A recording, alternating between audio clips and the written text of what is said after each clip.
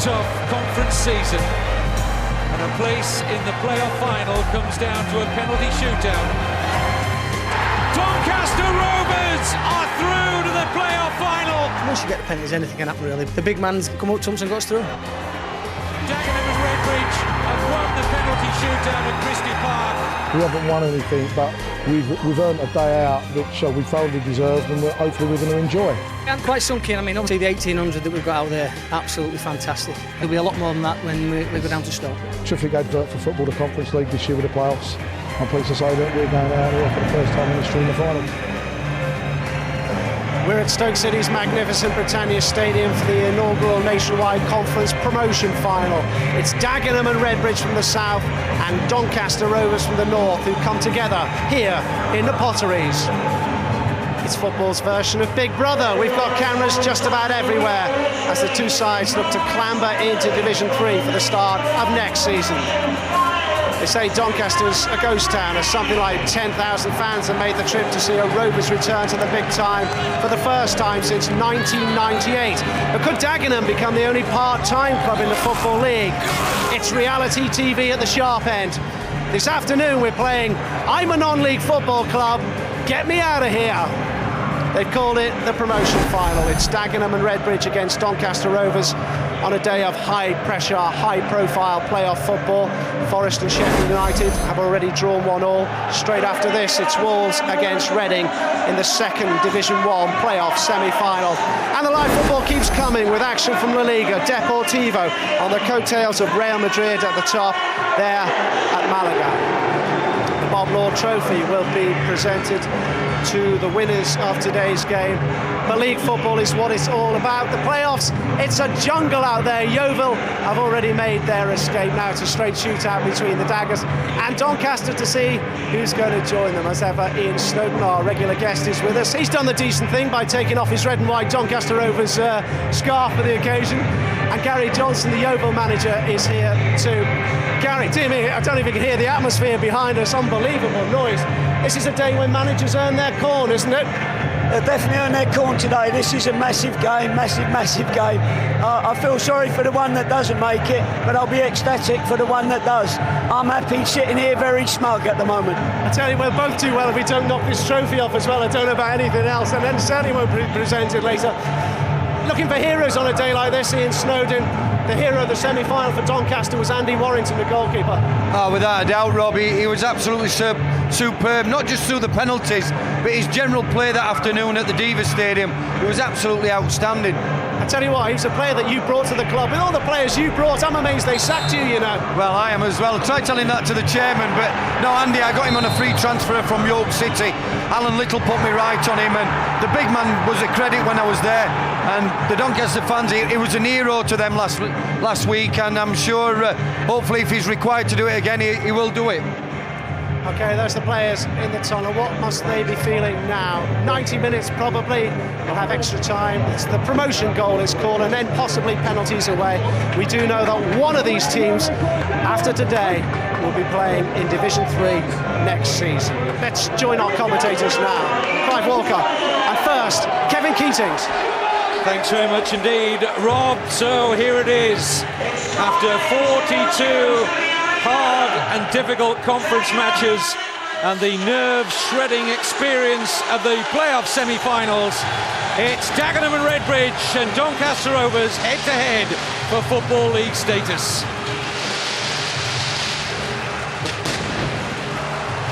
Wonderful atmosphere at the Britannia Stadium, and if there were nerves jangling in those semi-final playoffs, they are for players and fans alike today, because the prize doesn't get any bigger. Such contrasting histories, the two clubs. Doncaster Rovers, steeped in Football League history, lost their status 5 years ago, hungry for a return. Dagenham and Redbridge, only in existence for a little over 10 years since the amalgamation of Dagenham and Redbridge Forest football clubs, and what enormous strides they've made under manager Gary Hill.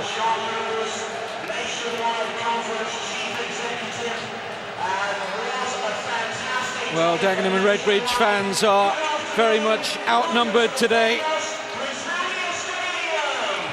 But their players, the Doncaster fans here, very confident, chatting to one or two of them in the build-up to kick-off, and they believe this is their side's destiny today, return to the Football League. But there's no better side in a one-off cup tie, and let's face it, that's what the promotion final is today. And Gary Hill's side, well, their conquests in the FA Cup have been the stuff of legend in recent times.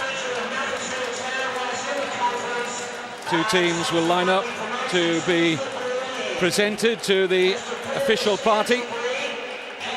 Sammy McElroy is the Nationwide Conference guest of honour today, who won the conference back in 1997 and went up into the league with Macclesfield Town after being denied it 2 years previously when Macclesfield's ground was adjudged not to have been of high enough standard.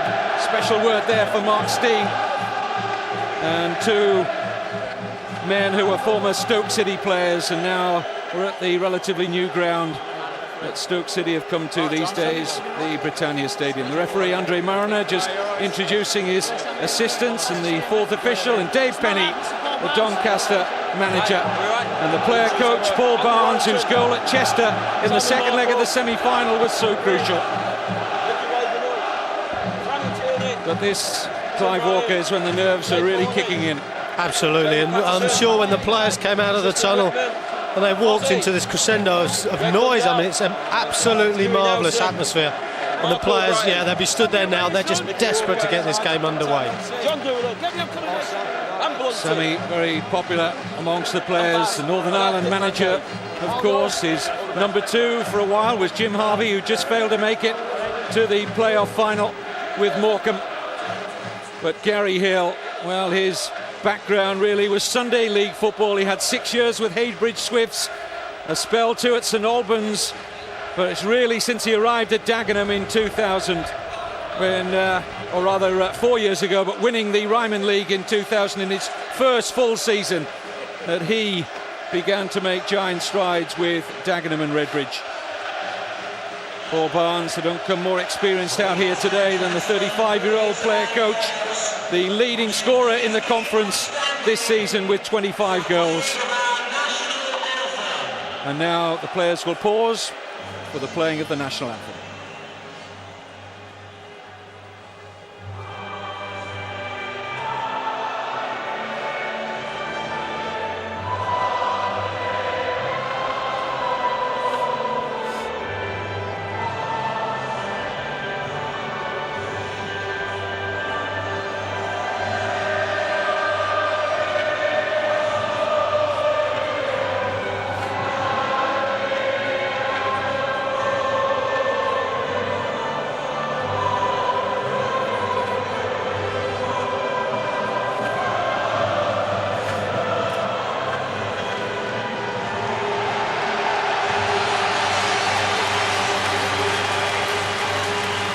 Well, it truly is a special atmosphere here today at the Britannia Stadium. Dave Penny's so ambitious. Signed by Ian Snowden as a player for Doncaster.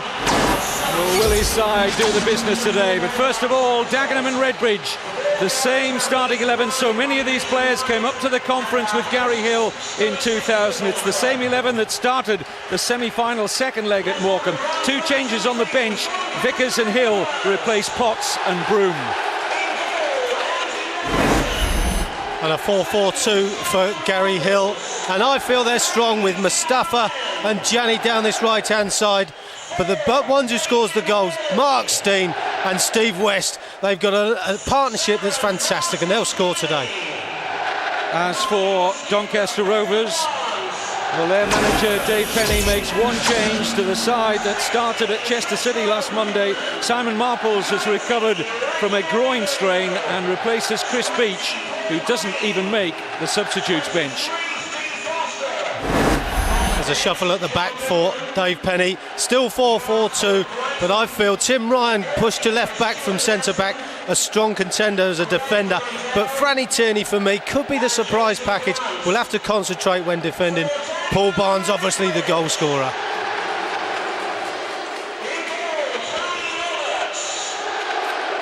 So many potential match winners today, and Mark Steen is the goal scorer in chief as far as Dagenham and Redbridge are concerned. Once won a promotion with Stoke City, so he has close past associations with the host club today at the Britannia Stadium. And so too, coincidentally, does Paul Barnes, who was a real journeyman in 16 years as a Football League player, but he too can count Stoke City amongst his former clubs in the old days at the Victoria Ground. Well, goalkeepers were the order of the day as far as those tremendously exciting semi-finals were concerned. Andy Warrington saving Dave Cameron's penalty, which got Doncaster through at the expense of Chester. And Tony Roberts, so much past league experience, current goalkeeping coach with Queen's Park Rangers. He's got a testimonial with Rangers coming up in August, and he will be a principal figure, no doubt, today as well. And so the pre-match proceedings all but at an end. The referee there is Andre Mariner. It's been a big week for him, not only taking charge of the inaugural Nationwide Conference promotion final, but he became a dad for the first time this week. So congratulations to Mr. and Mrs. Mariner.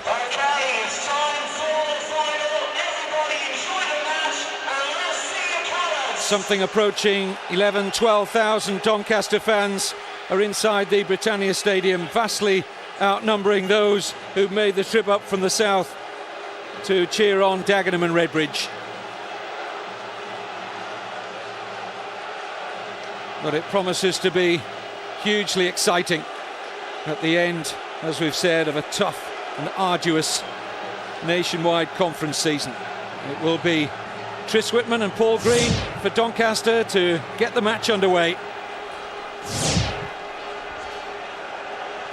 And the first 15-20 minutes, I suspect, will be quite crucial in a psychological sense. But two sides who between them have shared 12 goals in 2 league meetings this season. Doncaster 5-1 winners at their Bellevue Stadium, while the two sides played out a thrilling 3-3 draw at Dagenham.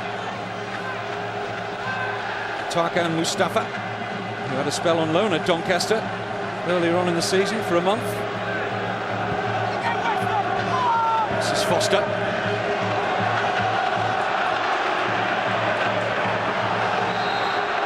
Free kick given against Ricky Ravenhill.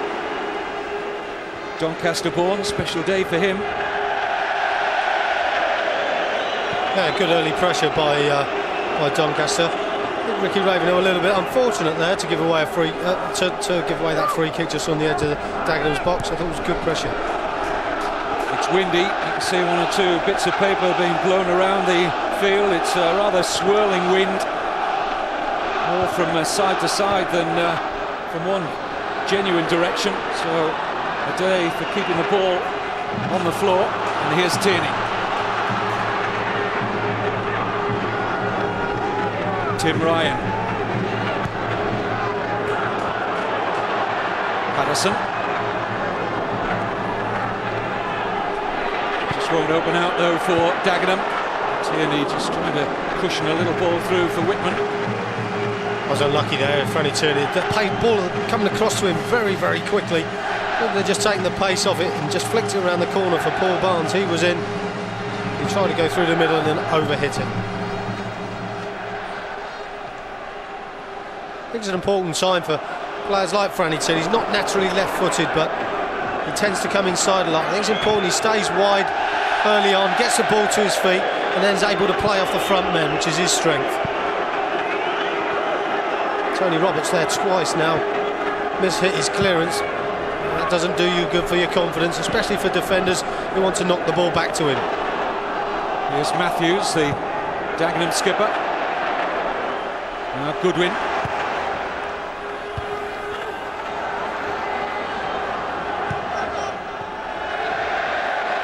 Wayward of Steen.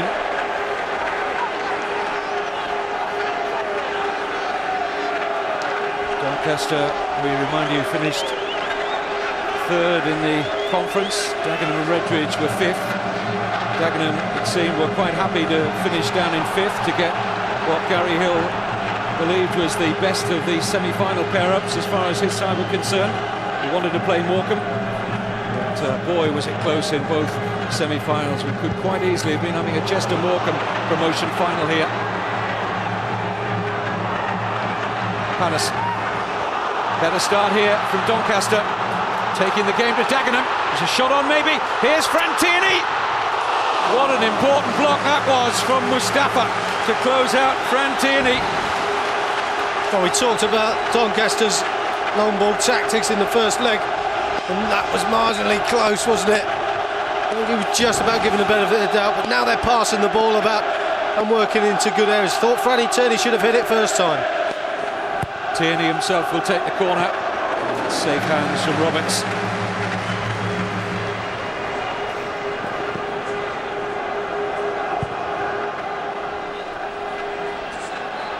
Almost a minor miracle that Dagenham and Redbridge are playing in this nationwide conference promotion final, given the fact that they were mid-table in December and as low as 14th at one stage in the season. But that record-breaking 11 successive wins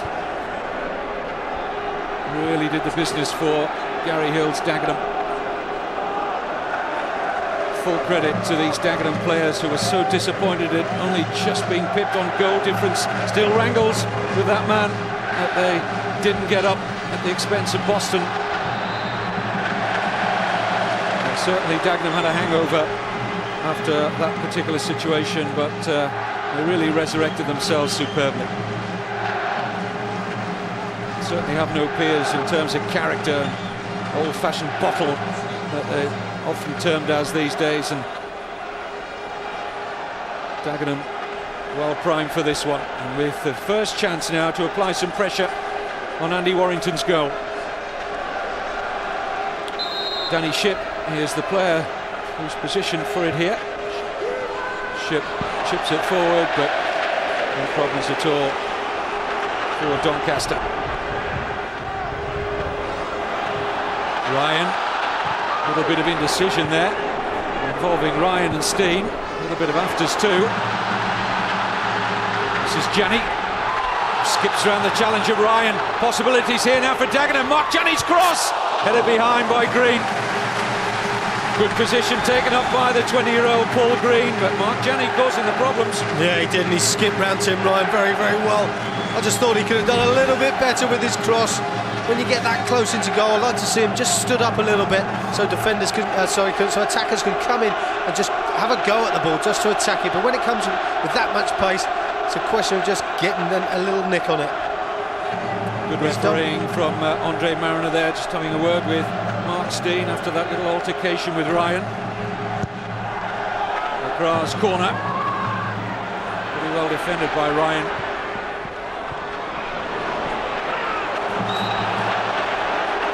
Foul on Green.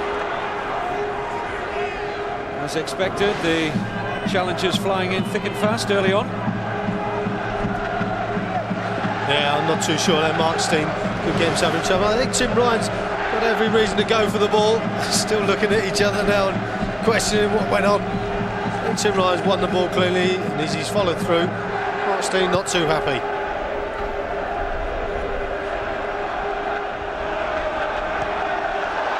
Rescue there by Shipp. No offside, although there were one or two Dagenham arms raised. Here's Patterson. Checks inside, buys himself useful yardage of space. Still Jamie Patterson. Shot still on for him. Disappointed he couldn't get more purchase on that. Yeah, he's done well when he's checked back. He's just found himself that little bit of space. And I think he was tempted to hit it first time with his right foot, but he had another touch and still he had that space. So he decided to have the shot, but not the best. It's good overlapping by Simon Marples.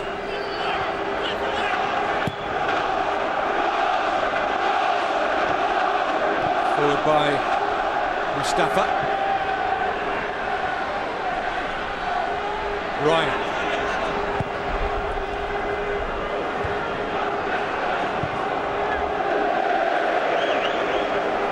Danny Shipp, who captained Dagenham and Redbridge almost to the third division last season, handed over the captaincy this time round, but experienced campaigner in there for Dagenham.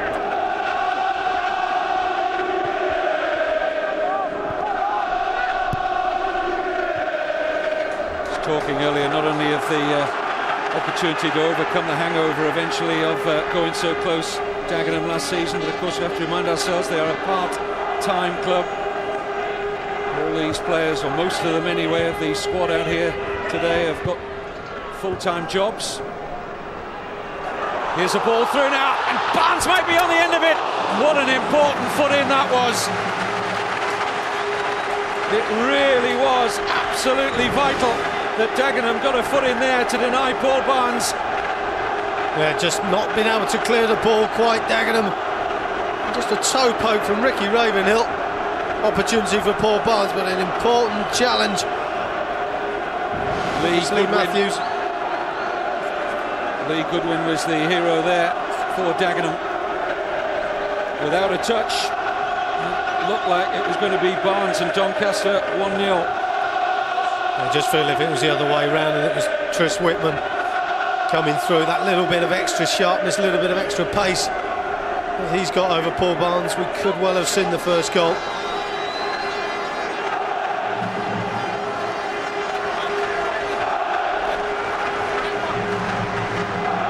Goodwin is okay, but having to come off prior to the Doncaster corner. Worked short between Tierney and Whitman. Now Patterson. Jamie Patterson, who's been struggling with a knee injury and still playing with pain-killing injections, as he did in both legs of the semi-final against Chester. Won the conference with Halifax back in 1998. They'll be very disappointed with that cross, though. He's got better quality than that, Jamie Patterson. And a stronger left foot as well. Also find what's strange, Kevin, is when a centre-back gets injured like that in his own penalty area, corner's obviously been given, he has to go off the park, and in that delay he's not marking in the middle when the corner comes in. And I think that, you know, it's not his fault he's got injured, he's done very well, but the advantage is taken away from him. Difficult bouncing ball for Roberts, but affected the header pretty well in the end, the Dagenham and Redbridge goalkeeper. Here's Shipp.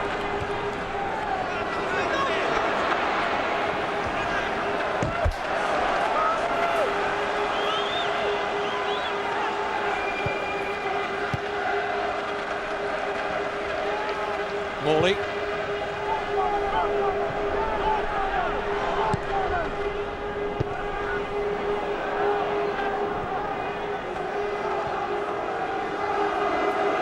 Tony Roberts, 33 years old now, and actually quit league football a few years ago after a damaged finger playing with Millwall, and if he gets back in the league with Doncaster, he's going to have to sort out his insurance money. It'll have to be repaid if he's going to be part of the with Dagenham, I should say, not Doncaster. Tony Roberts gets back into league football. All that to be decided today. Matthews with the defending for Dagenham.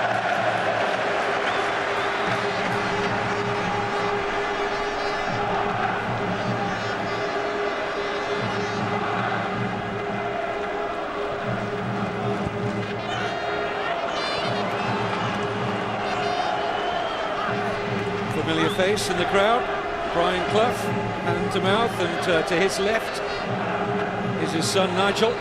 Nigel's boys along for the ride as well today. Nigel might be doing a bit of scouting perhaps, manager of course of Burton Albion, who have retained their conference status this season.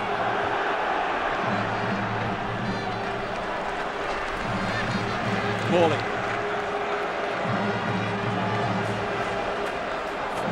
Seeks out the safety of Warrington.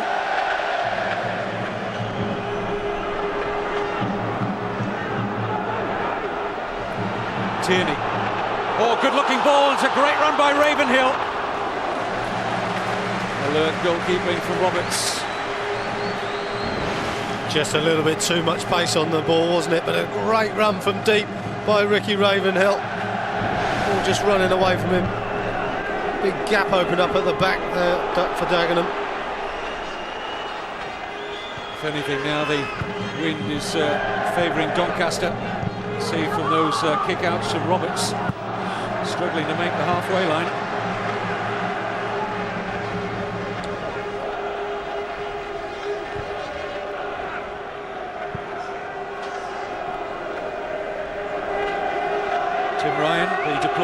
back, very experienced at non-league level. Tierney, Ryan again, cut out by Janney.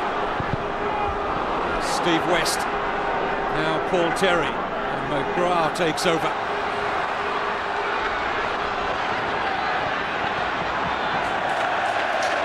He showed a bit of endeavour there to run at Mustafa, or rather at Marples. Yeah, McGrath. I just feel he was too far in to start with, Kevin. I think you could see the ball breaking. He should have got wider a little bit quicker and give his side that width that they haven't got at the moment on that left-hand side.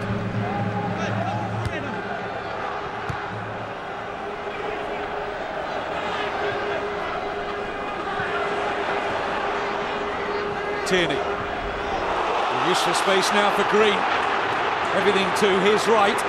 It's Paul Green, and still Green. Stabbed away partially by Goodwin. Patterson trying to bulldoze his way through, and Dagenham's defence stands firm, but they were a little shaky for a moment or two there. I almost felt almost a little bit of panic there at the back for Dagenham. Paul Green making a good run again from deep. We've seen Ricky Ravenhill do it, now Paul Green's doing it. We talked about their legs before in the semi-final. It's almost a sense of, feel a little bit of panic when those boys get forward from midfield. Important times then for Danny Shipp and Paul Terry to stay with runners.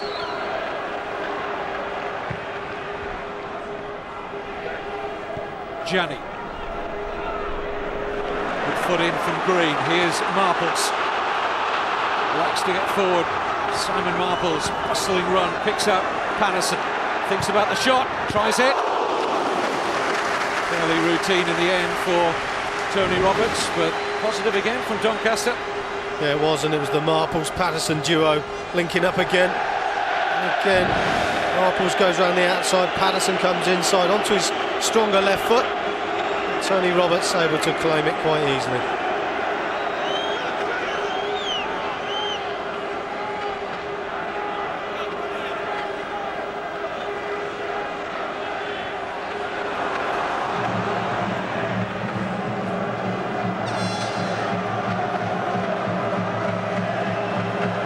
Seeing the game at much closer quarters, Andy Warrington is kicking at the moment. He is somewhat suspect, Tony Roberts. He's usually very good at it as well, Tony. I think it's probably because he's trying to half volley things into the wind, and it's a difficult thing to do. He normally volleys the ball, Tony Roberts, but he's half volleying it, and he's just not quite getting the connection right or his timing right.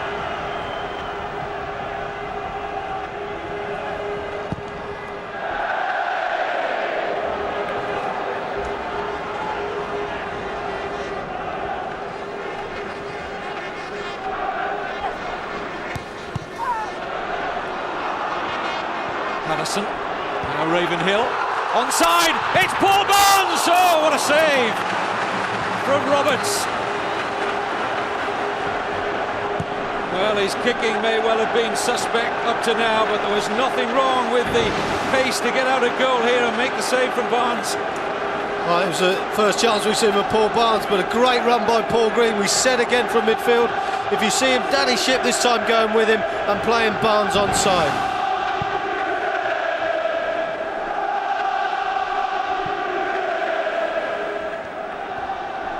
Very much Doncaster's promotion final so far. Just that one moment when Mark Janney gets a touch here. There was a foul on Janney. Tony Roberts limping quite heavily there and trying to get the attention of the Dagenham bench. Also two of the referee. Gary Hill now is trying to get a message out to the referee. Finally manages to do so. And Roberts has got a problem.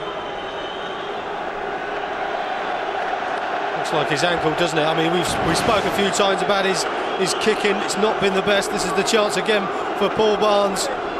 He's made a good save there, Tony Roberts, and just wonder if early on in the few early minutes he's hurt his ankle, and that drive onto his bone there has probably affected it. I just feel he made a great save, come out very, very quickly and blocked Paul Barnes' shot, but his kicking's been a little bit suspect, and I wonder if that's the problem.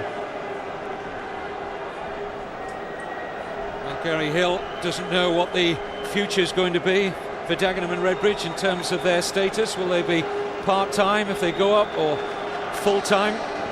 All that to be decided in a meeting with his chairman, David Andrews, I understand, on Tuesday, if Dagenham win today. But Tony Roberts moving a lot more freely now. Barry Windle, the Doncaster physio, seems to have worked the oracle there, or rather for Dagenham and Redbridge.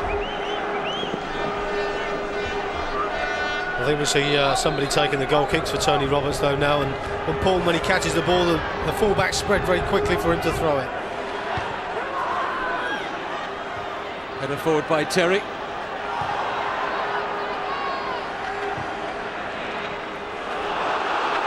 Here's Marples. Patterson making a good run now. Just went a fraction too early, in the opinion of the assistant referee on the far side, Roger Vaughan. Well, I think this was a very, very, very tight decision. I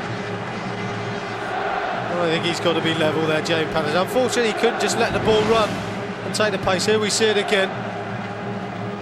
Well, for me, he's onside. Just think if he could have taken the ball in his stride rather than play it wide, he would have been in, but linesman felt he was offside. Header on, might find Steen. Oh, and he just couldn't get enough purchase on the attempt at the clever little lob over Warrington. Well, this is a more direct play of Dagenham. Steve West, big Steve West, scored plenty of goals this season. Little flick on to Mark Steen. Has worked often this year. 20 minutes gone, and the picture there tells the story of the first half. 3 out of 4 on target, which is a good ratio for Doncaster. Tony Roberts, who's still limping a little, and Richard Harper, the physio of Dagenham, is still looking towards Tony Roberts to make sure that he's going to be able to shake that one off.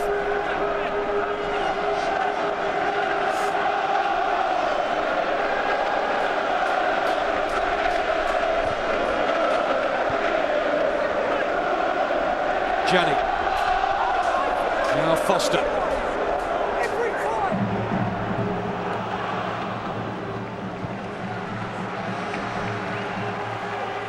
Lee Matthews, the Dagenham skipper, missed the whole of last season with injury. Well, if they go up today, that will make up for the disappointments of that terrific season that Dagenham and Redbridge had when they ran Boston so close and had yet another good run in the Cup, as they did this season. Foster allowed to come a long way. Offside against Barnes. Yeah, I think the linesman got it right this time.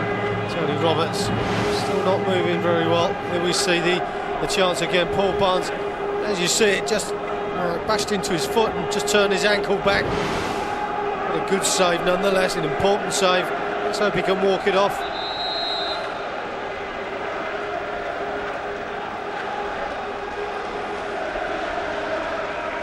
Tim Cole will take the Dagenham and Redbridge free kick. West, the inevitable target. Good climb though from Foster.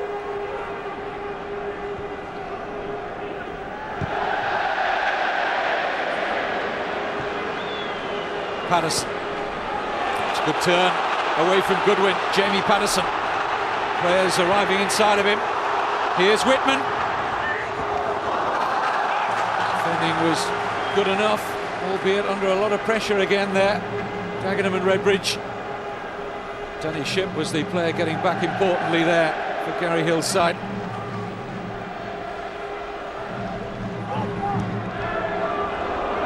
Again, arm race for offside and no flag against Barnes.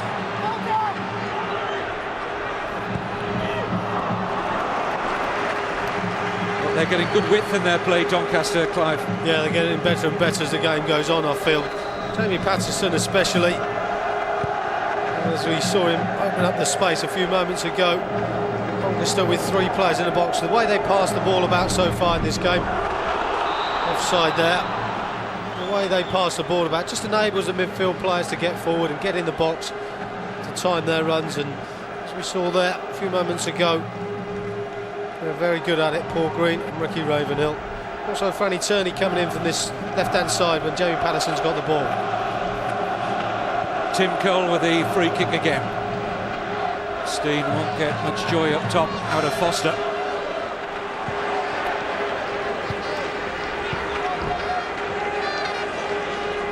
Dagenham and Redbridge, though, are a very direct team who like to play it up, as Clive was alluding to earlier, to big Steve West and get Steen and the others working off the big centre forward.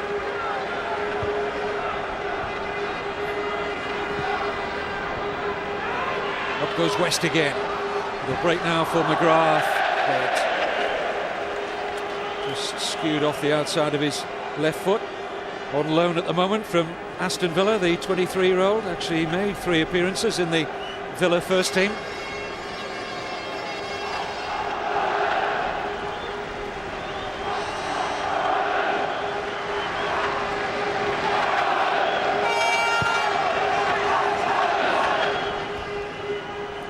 Paul Green.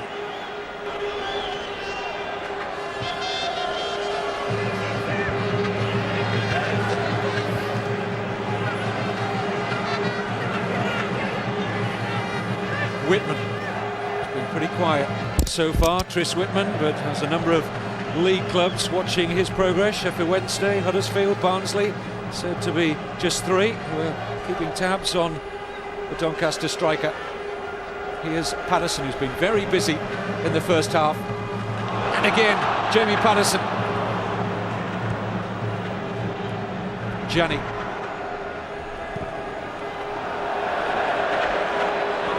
Again, you saw the strength of the wind there as McGrath tried to pick out the run of Steen.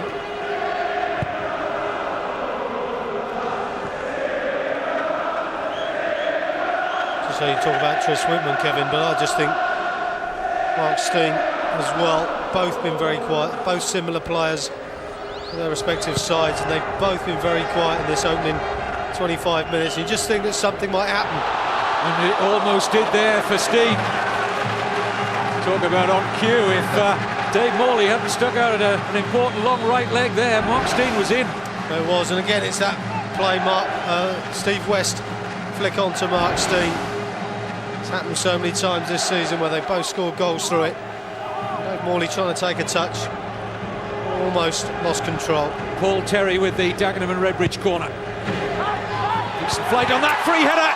Oh, and it was turned away from the danger area by Steen, who was just trying to get a little touch on, but he helped it out of the danger zone. There's some poor marking there. Franny Turney really should have got closer to Lee Goodwin. Mark Steen pushing it away from goal. Once commanded a fee of £1.5 million, Mark Steen, when he moved from Stoke City to Chelsea. Had a good career with Clive Walker's former club, of course, one of them, Chelsea as well. Still has close allegiances with Stoke City too.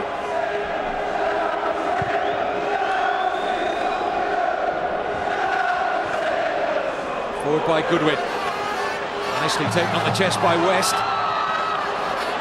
McGrath. Danny Shim from Mark Gianni.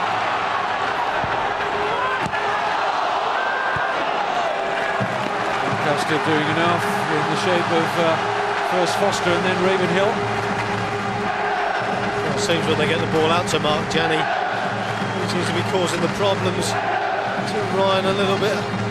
Scared, I think, of what he's got up his sleeve. And he's not got close to him yet. Forward by Tierney.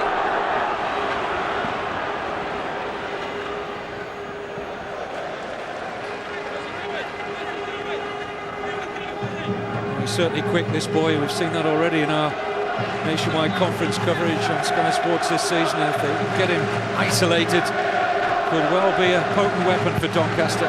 Tris Whitman. Miscue from Goodwin. Patterson. Support from Marples. Decent cross from Simon Marples. Away by Terry. This is Ricky Ravenhill. Touched over the top, outstretched by Whitman in the end.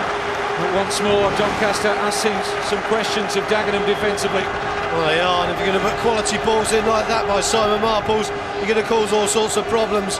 Ball bouncing around. Tris Whitman in the end. And a shot from Ricky Ravenhill. At Doncaster there with 6 players forward in advance of the 18-yard box. Running by Jamie Patterson as well. Good ball in by Simon Marples. As we've said it before, the midfield players for me, Ricky Ravenhill and Paul Green, fantastic engines. Young, fit lads will get into the box at every occasion they can. Danny Shipp. Now Patterson.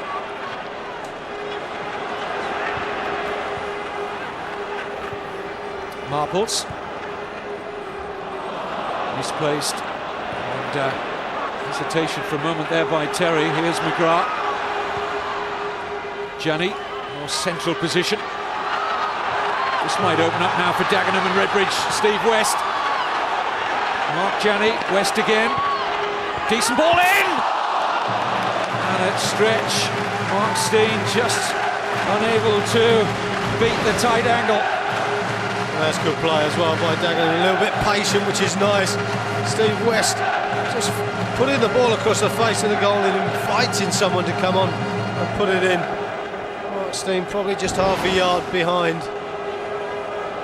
Half an hour gone. If you were Dave Penny, Clive, would you be a little concerned you haven't got at least a goal so far? Well, I don't know about concerned. I'd feel we've had the better of the play if it was Dave Penny, but yeah, you just feel that when they're in the advantage, they should be scoring a goal. They're trying to do again here. Great ball from Whitman. Here's Barnes. Roberts out of his goal. Paul Green in there. He can only hold his hands to his head and know how close he was. The youngest player on the field at 20, Paul Green. And good play as well by Paul Barnes. He just clips it into that far post area. Didn't have time to look.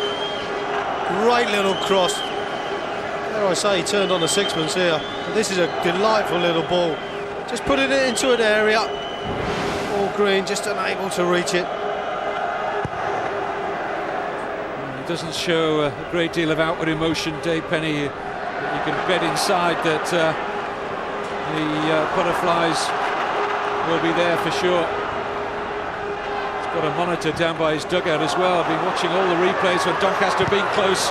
Here they come again, but Patterson's shot is charged down and Barnes will settle for the corner. Yeah, he's caused a lot of problems, Jamie Patterson. When he's got it wide, he's looking good, and when he comes inside, he's very, very difficult to mark. I think he's trying to get in behind the front too and come inside on his left foot on many occasions. I think he's looking for that opening goal, Kevin. Dagenham and Redbridge with the wind against them in the first half, still holding it at 0-0. Two opportunities created themselves. The header, and it's off the line. Really important interception there from McGrath, and Roberts getting a fingertip to that to get it out for a corner, but Steve Foster very close here. Yeah, he's done ever so well. He's got over the top of Steve West at the back post. Oh, important header away by McGrath. Doncaster getting closer and closer to the first breakthrough.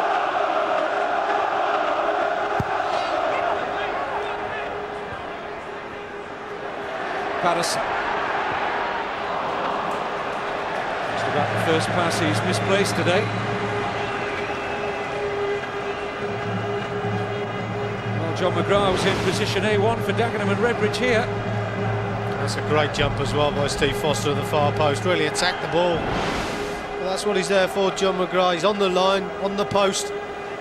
That's what he's there for, to clear those ones away.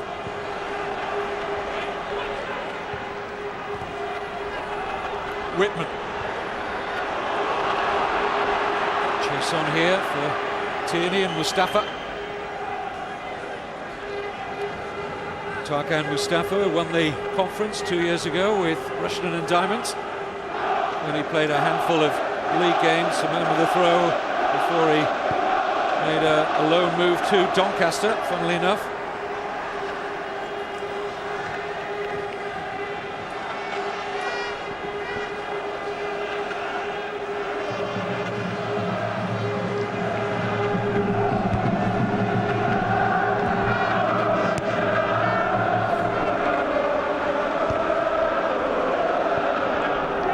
Ship. Clever little flick on by the head of Gianni. Steve West thinks he's got a throw. But, decision goes in favour of Doncaster and Tim Ryan.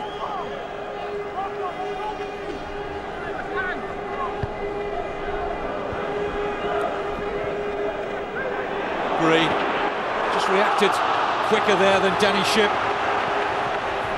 Barnes gets away from Shipp. Tony Green really in a challenging position. He's made some good runs, Paul Barnes. A little bit confusing at the back for Dagenham. They seem to be coming up for offside. They're not all coming up together. I also think Gary Hill a little bit concerned about the way they're trying to play that offside trap, because they've been beaten more than once. Paul Barnes there made the run wide. Well, more live football, an extraordinary weekend of live football on Sky Sports and Wolves Reading. 5:30, Sky Sports 1 today. As the nationwide First Division playoffs have their first legs today. This is all going to be decided at the Britannia Stadium, Stoke, as to who will go up to the Third Division with Yeovil Town. If we're level at the end of 90 minutes, we'll have extra time where a promotion goal will perhaps prove decisive. If we don't get that, we're on for penalties again.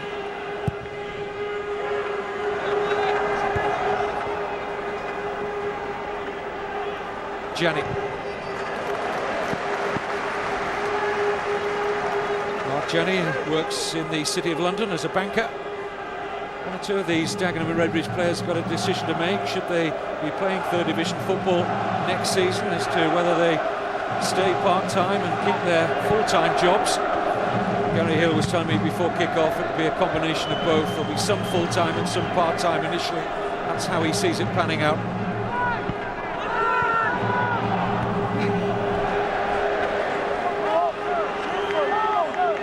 They've done brilliantly to be the only part-time club virtually in the top 9 or 10 finishers in the Nationwide Conference this season. It's getting harder and harder every year, and should Dagenham and Redbridge not make it this time round, of course Shrewsbury and Exeter are coming down to the conference. They're staying full-time next season. It's only going to get more difficult if you are part-time status to get out of this league. Gianni.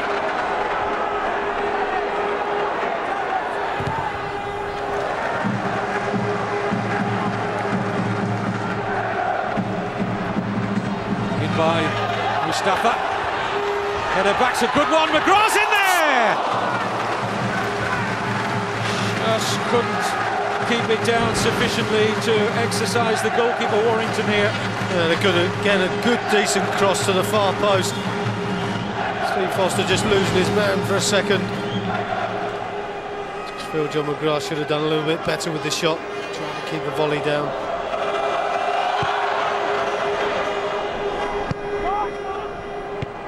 Reminder though from Dagenham and Redbridge that they're well capable of getting a goal themselves, although Doncaster have had much the better of it territorially. Here's Barnes.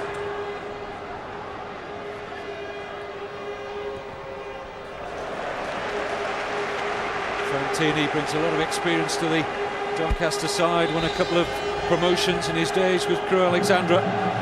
Once upon a time nearly completed a £750,000 move to Liverpool.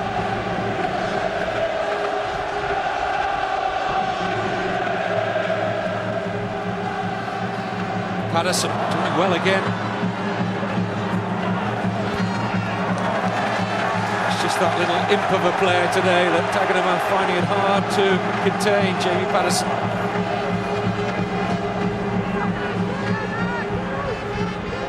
There's no sign of that knee problem. It's needed some injections. In by Ryan. Ryan's in there! And Green's got it! Paul Green from Tim Ryan's superb cross. And the youngest man on the field wears the broadest smile inside the Britannia Stadium. Paul Green for Doncaster Rovers, and you can't say in any shape or form that the lead flatters Doncaster.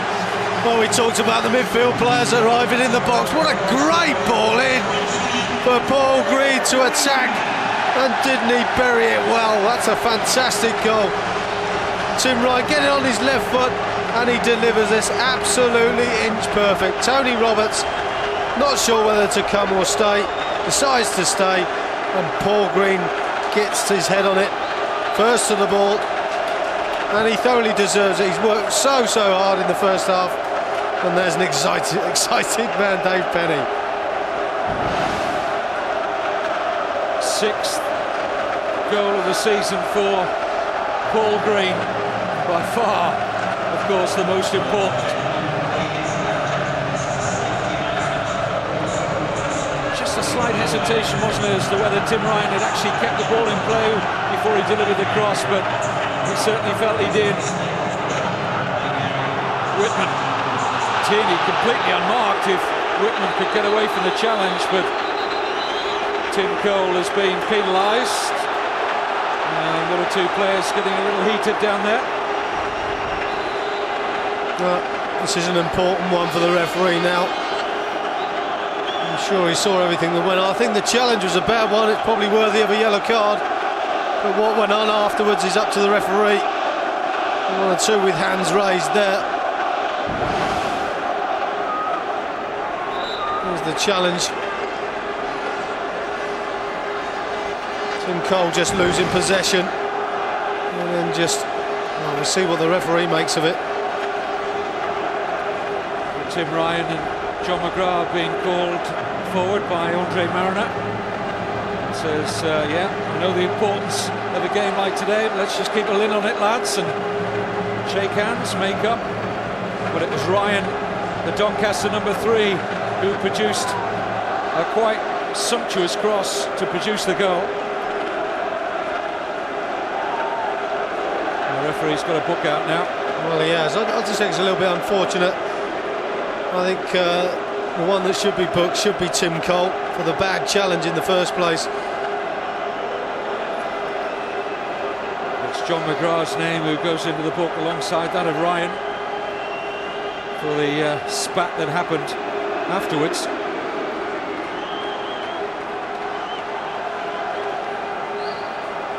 Well, important now for Dagenham to keep it down to 1. Good chance now for Doncaster to double their score. Foster and Morley are forward from the back. It's Patterson and Tierney over the free kick. Referee just having a word with his assistant Roger Vaughan, just to make sure that all of that story was in the ear of the referee. And subsequent bookings then for Ryan and for McGrath, and the referee's going to call another over now for a yellow card, it would seem. There's a little bit of confusion as to who it's going to be. It's Tarkan Mustafa,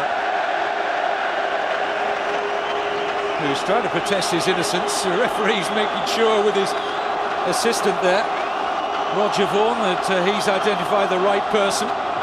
Dagenham players are not sure about it. Mustafa certainly isn't. Well, I think there's lots of confusion here. The lines were getting involved. I just feel Tarkan was trying to calm things down as opposed to causing more and more problems. Well, Ricky Ravenhill gets a yellow card now. Well, I must admit he did get involved. Maybe that's... I didn't see a booking for Tarkan, to be fair. I think the problem there between Andre Marin and his assistant, 2 number 19s. Anyway, back in play, Patterson. Ravenhill. Tierney.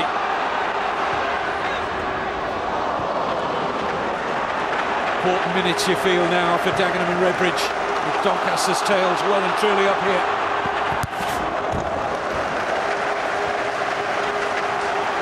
But it was a superbly worked goal that's given Doncaster Rovers the lead now. Did the ball stay in play here for Tim Ryan? Well, it looks like it did. It was close. Whole of the ball, of course.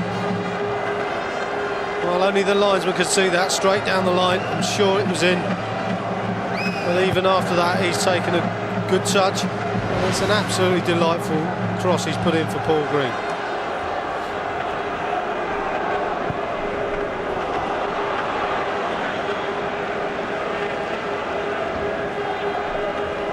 I'd like to count how many times he's made runs beyond his front two, Paul Green.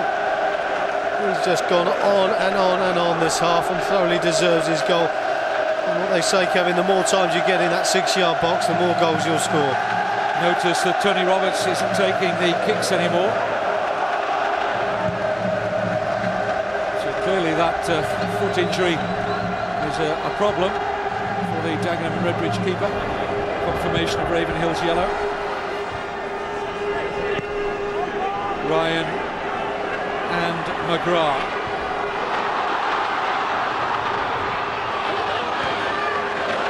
Cross comes Marples, good covering from right back.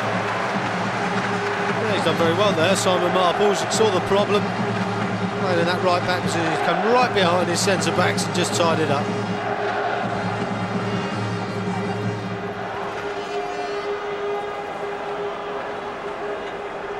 Can Dagenham and Redbridge get themselves back on terms as we head into stoppage time at the end of the first half? Lee Goodwin's throw. And flick on by McGrath. Patterson with a header down. Here's Barnes. 4 minutes of allotted stoppage time.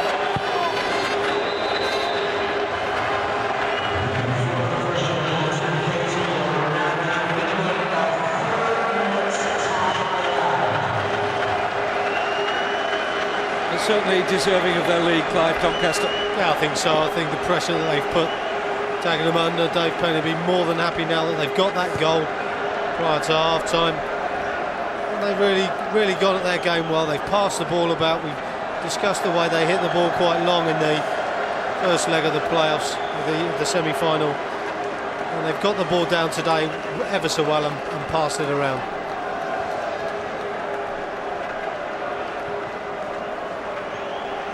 Here's West. Just unable to take the ball fully in his stride there, big Steve West.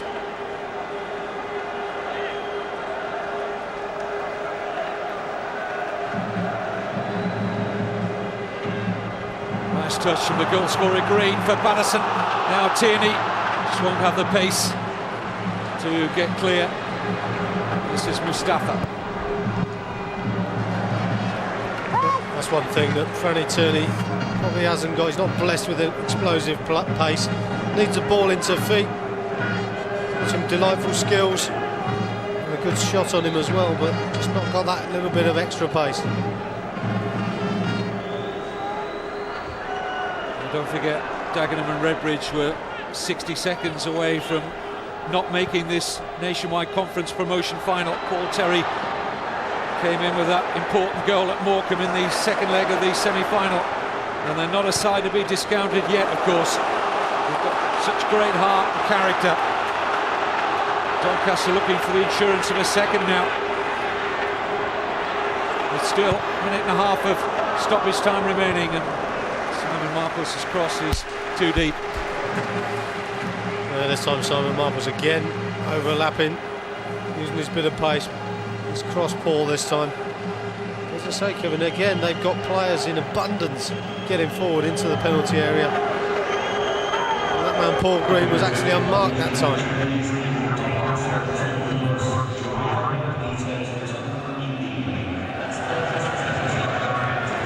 Marples.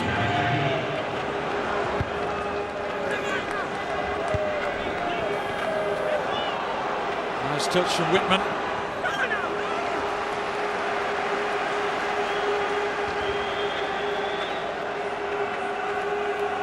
to the last minute then of the 4 minutes stoppage time at the end of a Doncaster dominated first half. Forward by Patterson.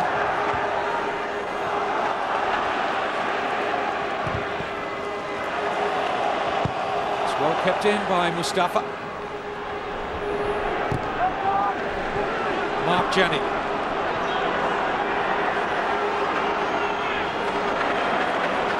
Now Green. Both he and Ravenhill have done very well at the heart of the Doncaster midfield. We have said throughout our coverage of the Nationwide Conference how well Green and Ravenhill have done in the centre of midfield for Doncaster. Their legs have been very important today.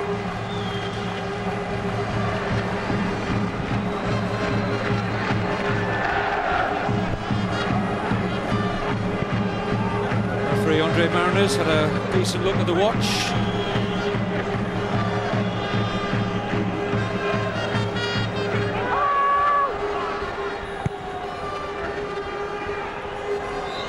It's half-time in the inaugural Nationwide Conference promotion final.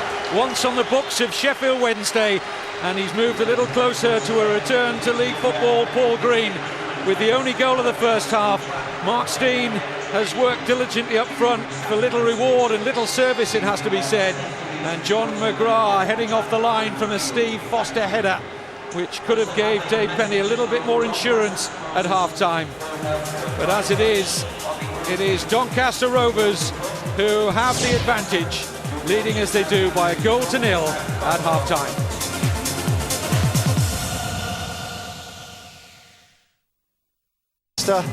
Are aiming for the sky here in this Nationwide Conference promotion final, and it's a Rovers return we're looking at the moment. There's the shot from our blimp. And what a lovely shot it is, and it's Doncasters who are looking very pretty here at the moment, because they've been without question the best side in this first half, and they lead by 1-0. And Ian Snowden, you should have seen him, he nearly jumped off the old veranda here. He was that excited. They're well worth it, aren't they? Well worth it, Rob. Yeah, I think they've played particularly well. I think the two midfield players, the young lads Green and Ravenhill, have got about the job and kept the momentum going for Doncaster to get forward, and by far they've been the better side. Paul Green got the goal. He could have had one earlier when Paul Barnes played him in. Yeah, that's right. The ball just played to Tristan Whitman, played a lovely ball in behind Paul Barnes. I just thought he was going to roll Jamie Patterson in with his left foot, opted to turn round, and again, who's on the end of it? Paul Green getting into that box yet again. There's no question that Doncaster have got men into that box, and it was Paul Green who got the goal. And Gary, there was some debate whether the ball had actually gone out of play when Tim Ryan got a hold of it there. Yeah, we're in a higher position here, but I think the linesman's in a better position. It was a great cross, and the lads got in there very bravely, and really he's just had to get something onto the ball, because his momentum was going to take the ball into the net. I'm not sure it hit his head, I think it was just off his shoulder, but very brave to get in there and make sure the ball crossed the line. Did the ball cross the line there? I don't think so, Rob. Snod's is shaking his head, surprise. No, there's no way that's out of play, no chance. Great ball from Tim Ryan though, superb delivery, and again Green getting forward on the end of it, put Doncaster 1-0 up. Tony Roberts has been struggling, you'd have to say, right from the start of the game. His kicks were all over the place to start with before he got an injury. I just wonder how that's affecting the whole of the back four, whether it's undermined their confidence a little bit, Gary. Yeah, it might have done. I think very early on, I think his first 5 kicks went straight out of play. A lot to do with it would be the wind. He's obviously kicking against the wind and still trying to half volley. Maybe he should change and volley, but he nearly kicked his centre half's head off as well. So yeah. He's had an absolute nightmare with his kicking. But to be fair, he's a good keeper, yeah. And I'm sure with the wind, his half volleys are going to go a long way this half. Okay, well, Doncaster, as we said, have had all the chances. They could have scored another one. It was Steve Foster at the far post, John McGrath the line slot. Yeah, good delivery from Fanny Turney, back post. Foster's done ever so well here. Got above his marker, headed it in. I was up again, I thought it was going in. But that's terrific defending by the Dagenham defence. There's no question that if Dagenham are going to get back into it, then Mark Steen's the man will do. He's been feeding on scraps though, Gary, hasn't he, really? Yeah, he's not really had a lot of quality up to him or into him. And I think a lot, if he's going to get anything, often it's going to be these little ones into what we call the pomo area, which is a position of most opportunities, which he does very well in, or a flick from Westy when the ball gets played long. Westy gets a flick on, and Steenie normally gets in on the end of them. So, but they haven't had too many of them today. Doncaster lead 1-0. Let's have a look at how the other playoff scores are standing at the moment. 1-1 Sheffield United and Nottingham Forest. David Johnson, Michael Brown with a penalty. Wolves, of course, live 5:30 next after us. No goals in Division 2. Can't fill in, but Lincoln, we're 2-0 up against Scunthorpe. Simon Weaver and Paul Mayo. But Calvo Garcia has pulled one back for Scunthorpe. Can Dagenham get back into it? They'll be hoping they can. Doncaster, they're the happy fans. 1-0 ahead here. The second half is coming live next.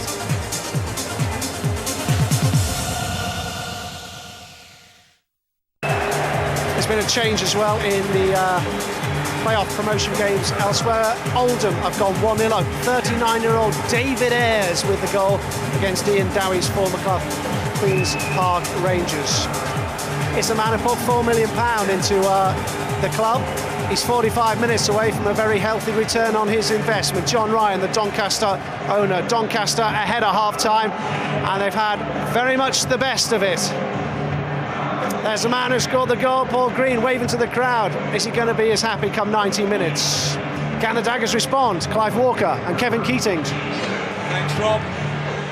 Well, it was a Paul Terry goal in the 89th minute at Morecambe, which took Dagenham and Redbridge to the extra time and subsequent penalties at Christie Park. And is it going to be another late show for Dagenham? Neither side have made any substitutions, incidentally, at half-time. There is Paul Terry, the man who got that late goal alongside Mark Steen. And he's got family here today. That's his younger brother, John. I'm sure you recognise him, the Chelsea player. And it's quite a footballing family because the brother-in-law of John and Paul Terry is Paul Konchesky of Charlton. Oh, Dagenham and Redbridge get us underway then in the second half of the inaugural Nationwide Conference promotion final. Who's it to be to go up with Yeovil to Division 3? It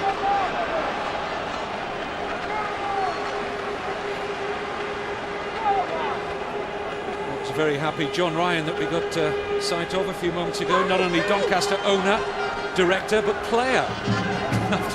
After realising a lifelong ambition to turn out for the club recently at Hereford.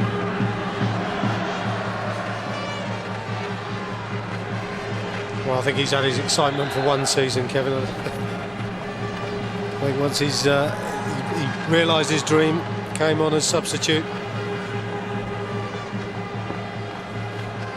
Important now for Dagenham. It should be interesting to see what happens with that wind, Kevin. We talked about the wind in the first half. Now the wind in Dagenham's favour. Forward by Morley. May fall here for Barnes. Matthews and Cole for company.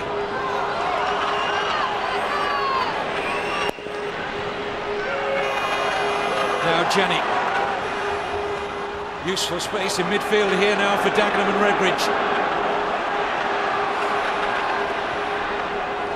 McGrath. Almost the exact same blade of grass from which Tim Ryan produced a much better cross for the only goal in the first half. I think we can see Gary Hill, not happy with that at all. You can see the difference between the cross by Tim Ryan that we saw in the first half. Cross there by John McGrath going behind the goal. How important it is for a decent cross into the penalty area. Forward by Ship.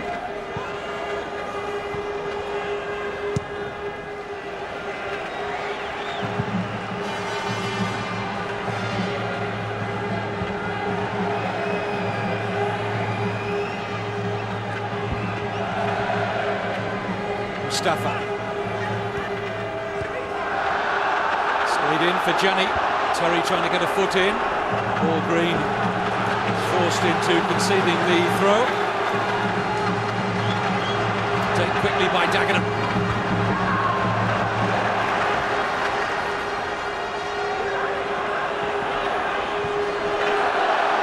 put in by Marples. Trying to buy a free kick, all in vain though for Simon Marples.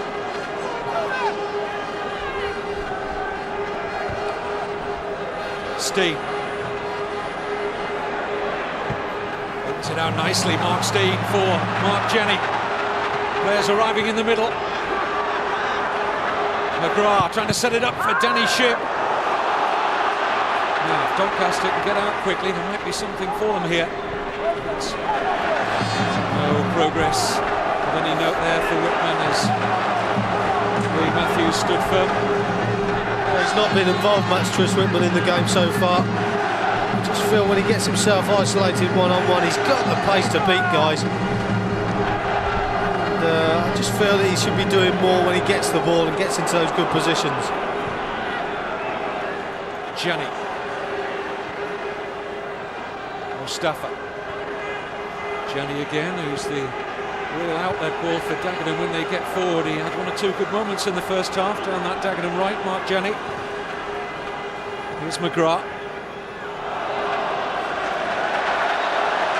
Doesn't agree with the decision of a Doncaster throw. What was interesting there though, Kevin, was when the ball was played to the back four of Doncaster, Dagenham, the Doncaster players didn't push up, so not giving any space for the likes of Mark Steen to get in behind.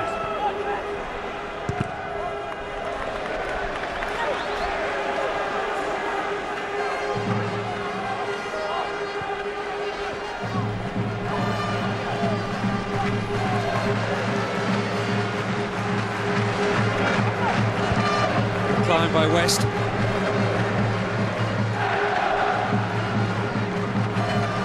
Tierney. Clip forward, looking for the pacey figure of Whitman. Now Goodwin.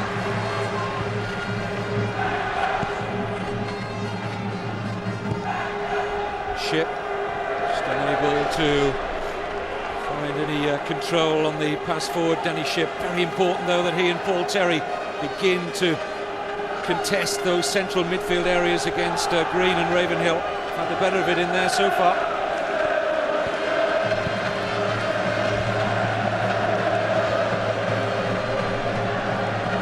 Shipp again, straight to Tierney.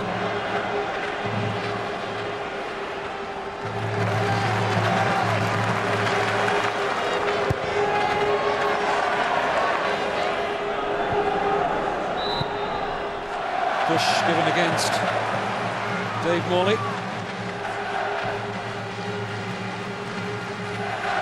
Just trying to get a bit of impetus. Dagenham and Redbridge. Gary Hill, volatile character, even by his own admission, would have been right into them at half-time in the dressing room saying, come on, let's do ourselves justice, let's give this Doncaster side a game here.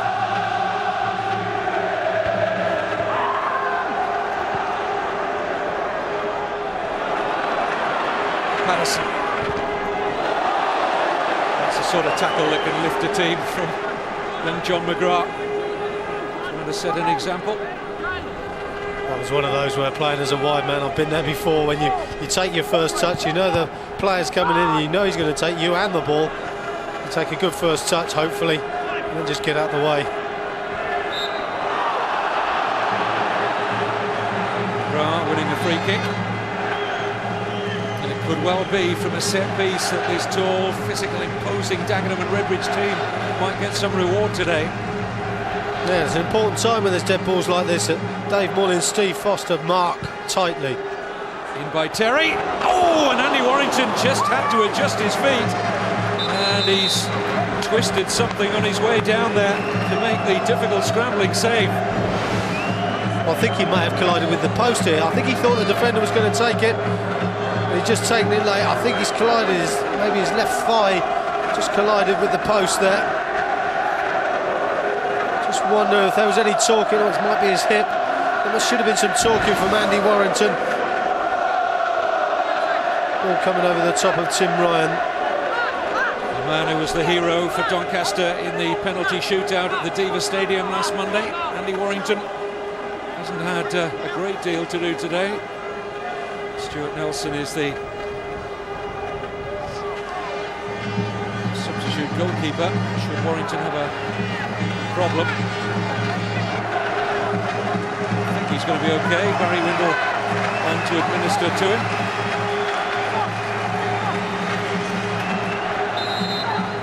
It's a Dagenham and Redbridge corner. It's a good flight on that as well, and there's a test for the keeper. Excellent. After you've had a little knock like that, that's a fantastic take and a clean pair of hands.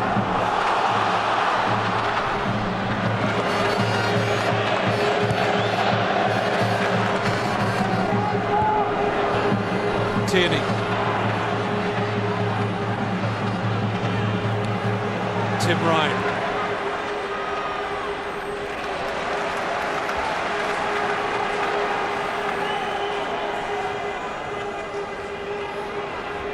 Whitman.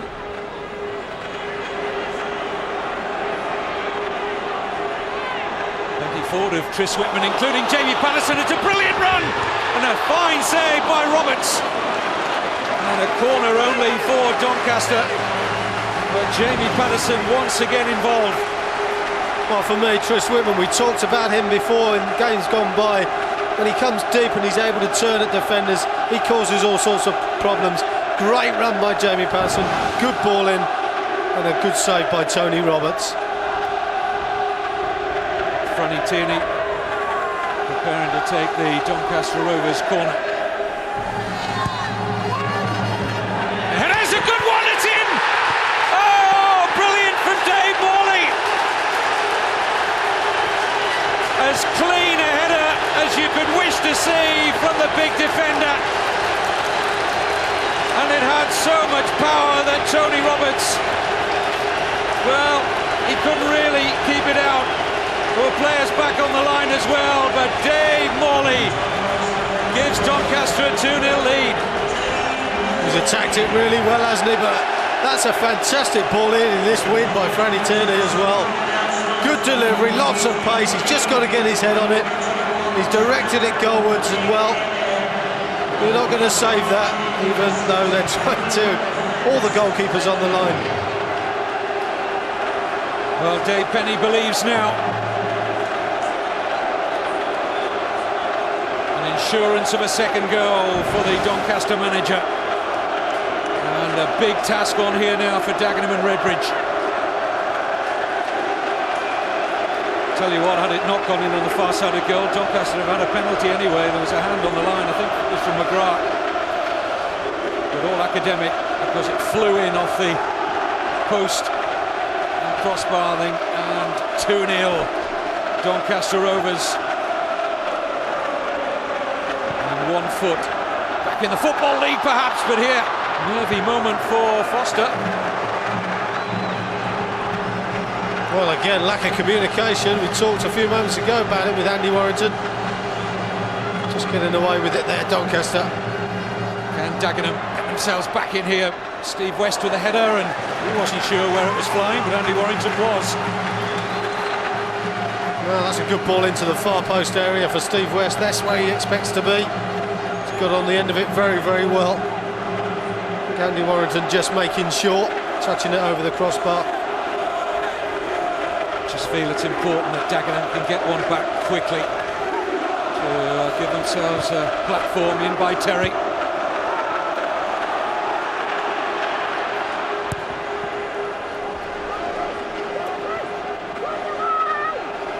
Gianni.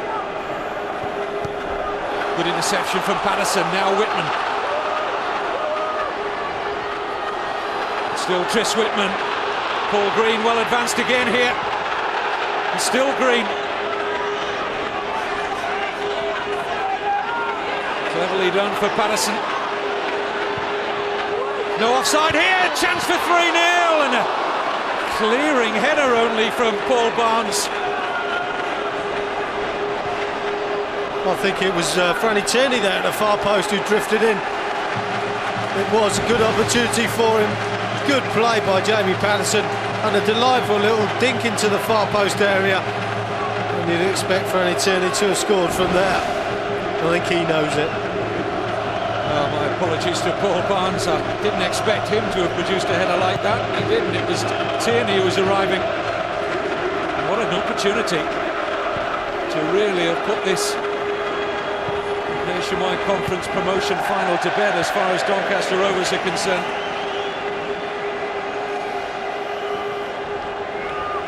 There's a lot on that man's mind at the moment, and he knows his side have got time at least on their hands to come back.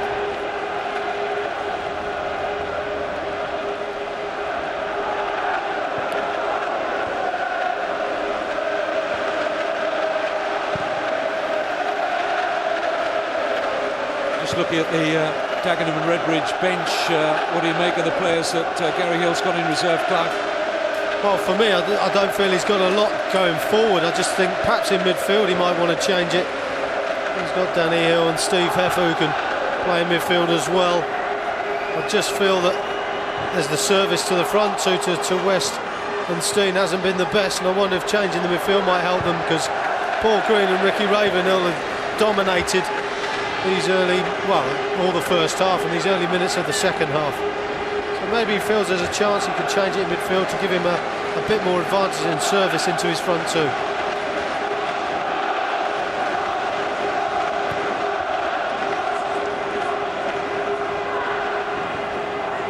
Janney. Lee Matthews well forward here, and the captain earns a corner. Once again the big man will congregate in there for Dagenham and Redbridge. Tim Cole has got forward from the back.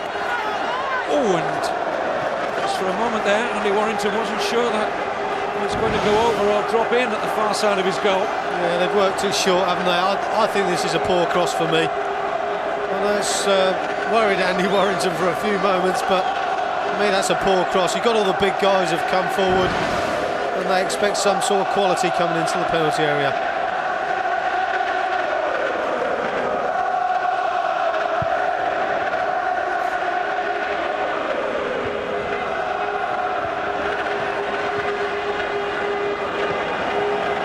Forward by Goodwin.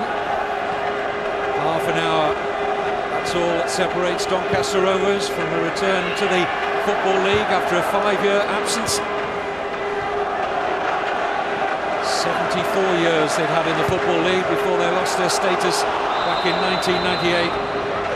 But goals in either half from Paul Green and Dave Morley of Doncaster in the box seat here. This is going to need all the character and the heart of Dagenham and Redbridge if they're going to pull this one round.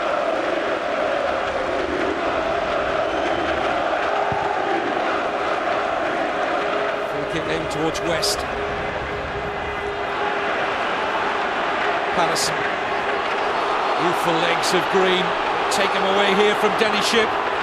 Whitman is offside. A little bit of naivety there for me from Chris Whitman. He's not made the run very well. You see him just tucked. He's still running forward. He should be arcing his run. Even bending it in behind Paul Green. Obviously he's gone too straight too early. He's collided with Tony Roberts as well. Looks like maybe possibly a groin injury. It's been an amazing return to the first team for Tris Whitman, who was hardly figuring for Doncaster all season long until the last 3 or 4 weeks when he's popped in some important goals and really got himself back in Dave Penny's thoughts.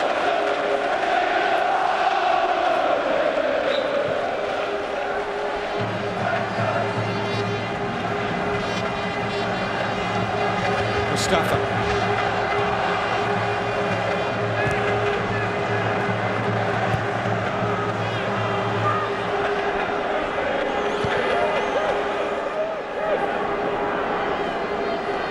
Matthews. Well done by McGrath. Danny Shipp is beginning to get more and more forward now. Patterson. Inevitably, as Dagenham chase the game, the gaps are going to develop. And offside against the Doncaster skipper. What a season Paul Barnes has had. Lost about a stone in weight, and player coach, of course, at Doncaster.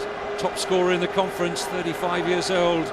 Still in contract dispute with the club, by the way. They player were looking for a 2-year deal. Doncaster offered him only one. Talk still ongoing. Up goes West, wins a good header. Mark Steen's in there, scores!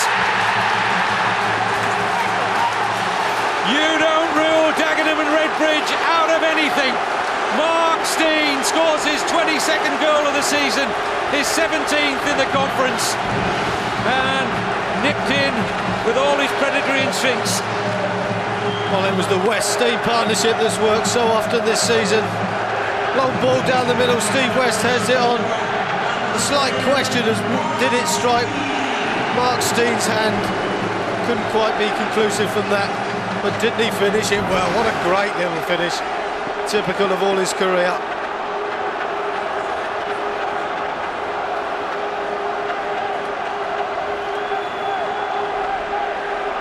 Referee's just a little bit confused there. I think something was thrown onto the field. A bottle there has just been taken away by the fourth official. So Kevin Friend just having a word with one of the security men inside the Britannia Stadium. But they didn't need to be 2-0 down for too long, you felt, Dagenham and Redbridge. And Mark Steen has popped up with perhaps a crucial goal for Gary Hill's side. Well, it's just given that little bit of hope, hasn't it? It's got them back in where they've not been the better side at all, and I just feel they needed something, some little spark. And Mark Steen not been involved really in the whole game. Jamie Patterson offside. Well, he scored a bag full of goals in his long league career, over 150 in around 450 league appearances, Mark Steen. But I was wondering whether it hit his hand. Well, I think it might have done as it bounced up off his thigh. I think it might have just struck his forearm. But which is one thing why it kept on the floor as it did. I thought it possibly I don't think it was intentional, just one of those things, but sometimes they're not given because of that.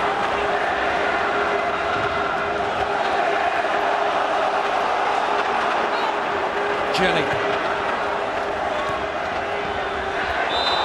Unnecessary challenge by Foster on Steen.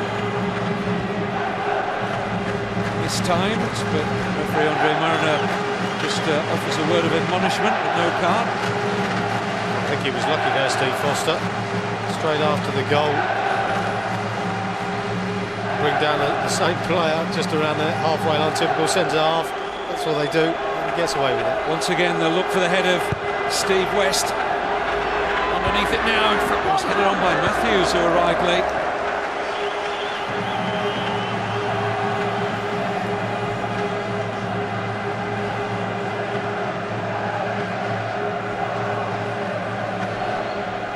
And there's the attempts. Doncaster narrowly in front and a little further in front in terms of those on target. But now just a 2-1 lead. Forward by Ship. Steen giving chase, and it's a fruitless one in the end for the 37-year-old. Let's take another look at the goal and see if we can spot perhaps the use of an arm here from Mark Steen. Yeah, it's just as it comes off his thigh. You see it bounce on his left thigh. There you see it just strike the forearm. I don't think that's intentional. I think it's one of those things, but there we see it. Just struck across his forearm. It's really just kept it in play and just kept it down to his feet. It was an advantage, I said not given because of that, but got away with it this time. Here's Jamie Patterson.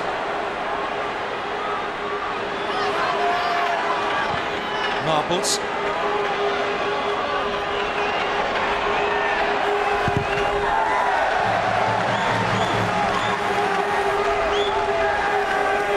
Three-quarters of the game gone. In by Patterson. Beyond Barnes. Nobody arriving on the far post for Doncaster. Mustafa. Interesting diagonal run from Tarkan Mustafa. Opens it out here now for Goodwin. Tim Cole. Janney. Plenty ahead of Mark Janney.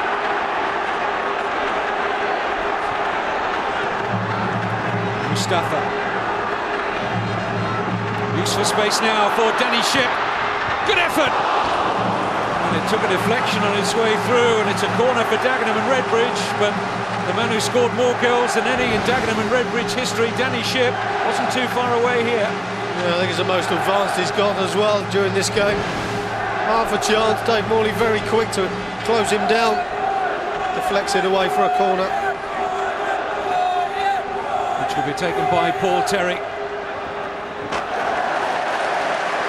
Not his first good clean take of the day for Andy Warrington.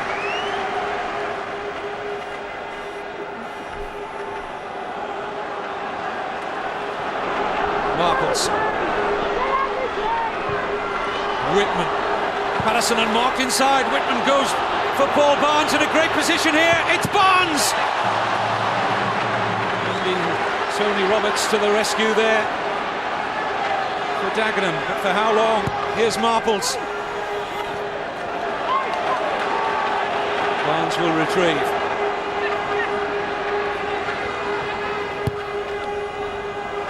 Slip there, allows Tierney in.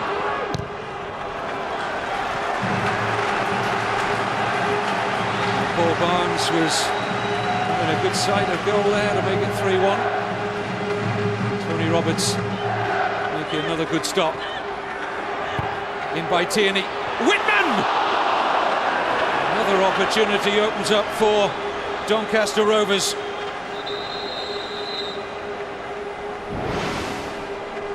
Well, this was questionable whether it was offside. It was a tight decision. It's a great early ball by Tris Whitman. Paul Barnes taking a good touch, comes inside, and again Tony Roberts saves with his legs from Paul Barnes. This is the chance for Tris Whitman. Should have done better. He's got to make contact there in front of goal. Double substitution from Gary Hill. And Ashley Vickers has come on. Defender, left back by trade. And Mark Smith, who is centre back, is also on. Lee Goodwin and John McGrath, the two players to make way.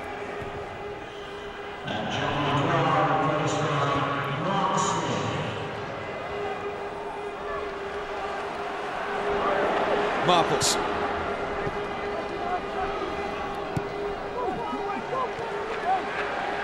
Patterson's trying to stay on side. Smith will get his first taste of the action.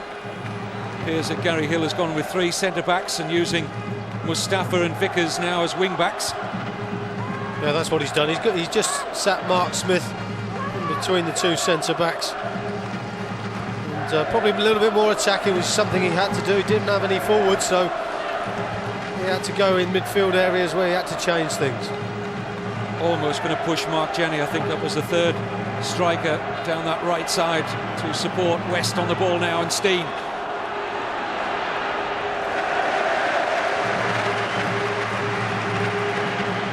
That goal from Mark Steen has meant that we've still very much got a promotion final on here to see who will join Yeovil in the third division next season. 16 years of toil from conference officials to get their second promotion place. Certainly the semi-final playoffs were nerve-jangling, nerve-shredding experiences. So exciting. Patterson, nicely worked, but offside eventually against Franny Tierney. So well down that left side, not naturally left-footed as you mentioned earlier, Clive, but he's shown plenty of endeavour. Yeah, he has. It's all right for him playing on that left-hand side. If he gets on his right-hand side, obviously the offside count as well. And he can just play balls into front men's feet and get the return. He just went the wrong way that time and got offside.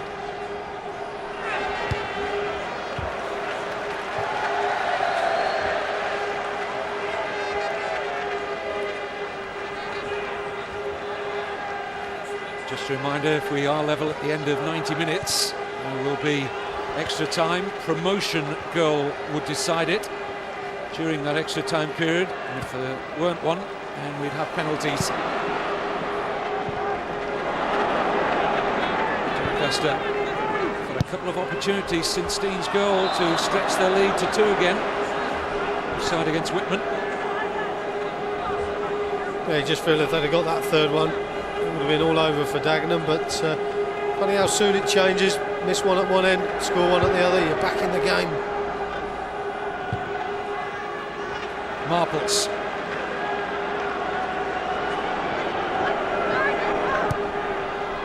Clip forward towards Barnes.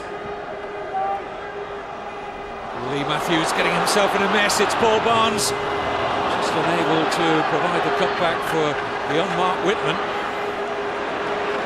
Now Green.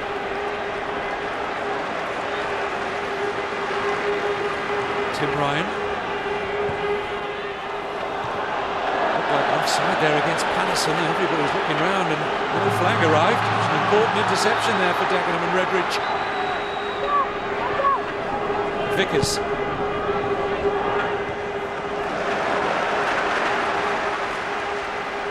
Tierney.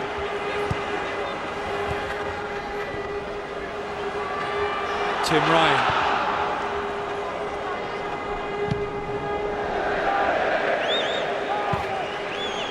Man alongside me, Clive Walker, will be choosing a man of the match today. Still 16 minutes of normal time for somebody to put themselves in the position for that award. Whitman. Marples.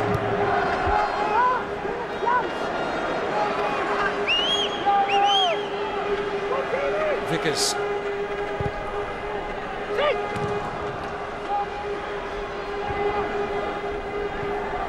Done by Paul Terry. Danny Shipp, a little braver on that occasion than Ravenhill. Here's Janney. Tim Cole. Mustafa.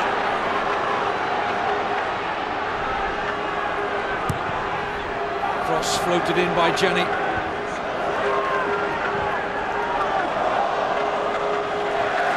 Play and vain attempt by Tim Cole to change the referee's decision of a goal kick.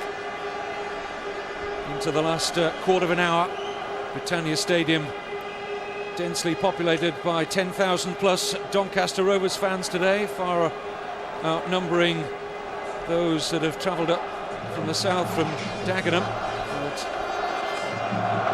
Doncaster are less than a quarter of an hour away from regaining their league status. Just looking at Gary Hill there, he's made another change. He's not in personnel, but he's just changed the shape again. He's brought Mark Janney over to this left-hand side now. I think he wants him to perhaps have a go at Simon Marples. Perhaps he can cut inside on his right foot and cause some sort of problems, similar to Franny Tierney on the other side. Gary Hill as well, trying every avenue open to him to get Dagenham back into this game, and I don't blame him. Paul Barnes doing well to win the corner. Doncaster Rovers are looking to make a switch. Greg Blundell, Dave Penny looking to get the former Northwich striker on.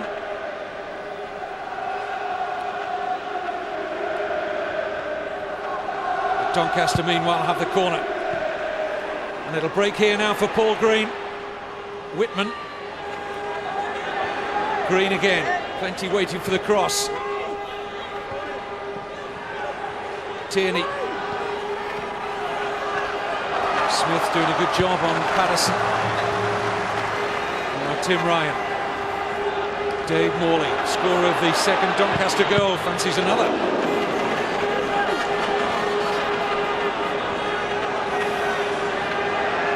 Ravenhill. Green.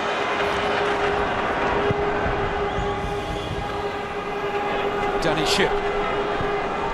Mark Janney. Oh, useful ball. In space now is Paul Terry. Steen make a run. Mustafa getting in behind Tierney. Tarkan Mustafa!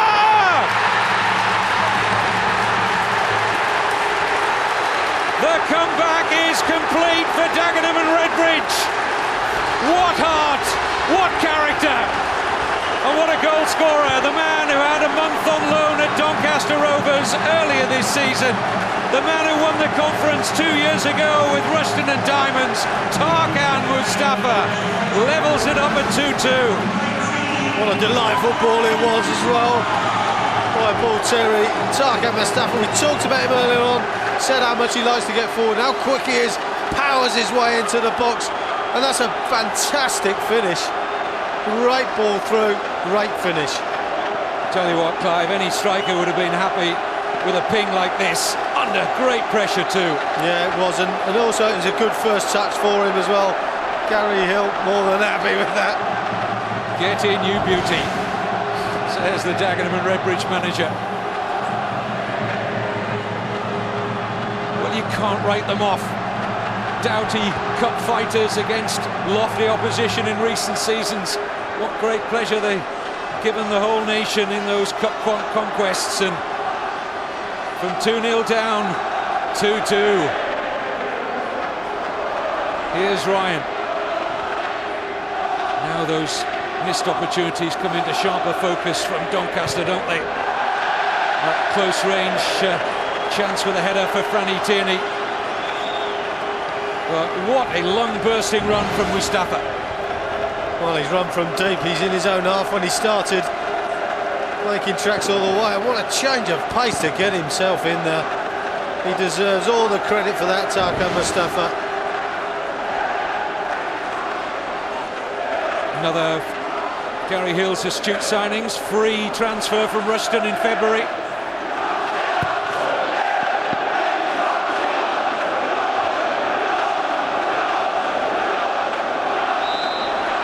Free kick, trip on Whitman.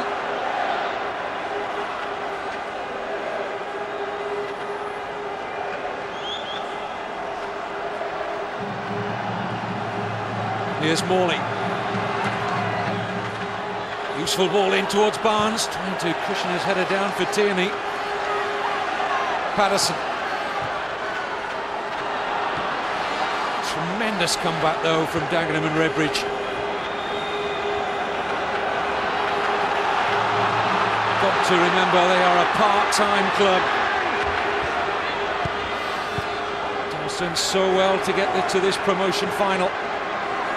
As low as 14th at one stage in the season, mid-table in December. A run of 11 successive wins. That shows the ability as well as the heart and character in the side, and they're hunting out another here. It's Mark Janney. Can he find the space? Oh, he did, but he couldn't direct the shot, Mark Janney, and he's so frustrated. Getting a switch to the left-hand side for Mark Janney has done him good. Slight question about handball there, though, by Paul Green. Mark Janney decided to take on a little dribble, looking for some space. Couldn't find it in the end. Oh, I think there was a handball there, Kevin. I think there was a good shout for a penalty there for Dagenham and Redbridge against Green. And the whole afternoon could have turned right on its head for that young man had Dagenham been afforded a penalty there after Paul Green opened the scoring.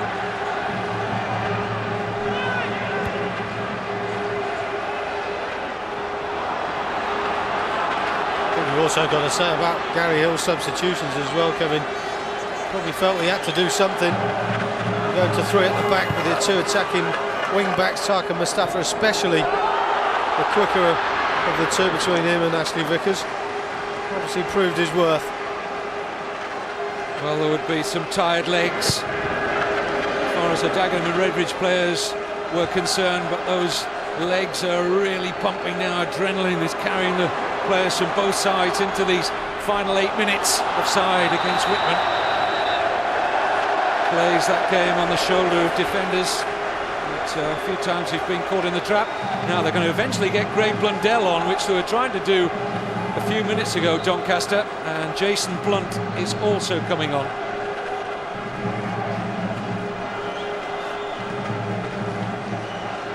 Kevin Friend will put up the board to suggest who's coming off. Tris Whitman worked hard, hasn't really had too much of a side of goal today. Craig Blundell will take his place as the partner to Paul Barnes. Proven goal-scoring pedigree with Northwich Victoria. And Jamie Patterson, who's had a tremendous match but probably just feeling it a little bit. He's not long back from a 12-game absence with a knee injury, and Jason Blunt will provide fresh legs in the Doncaster midfield. I don't think the shape will change at all for Dave Penny's Doncaster. Straight swap from the two players. Some fresh legs up front. Perhaps he just feels he needs, Dave Penny, Greg Blundell. Well, Dave Penny, I wonder if he's got any nerves left after the semi-final. Same applies, of course, to Gary Hill. Nerves were shredded when it went to penalties for their right to be in this berth at the Britannia Stadium in the first ever Nationwide Conference promotion final. But who's it going to be to get through?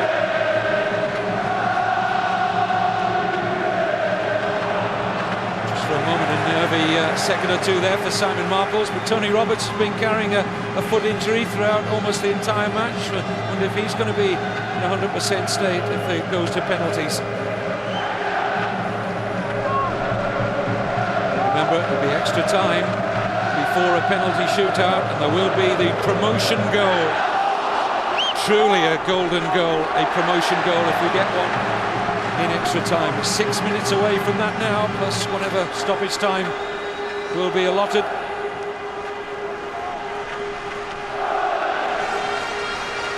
Simon Marples with the Doncaster throw.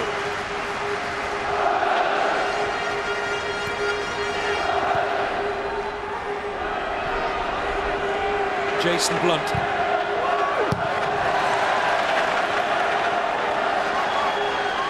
Foster.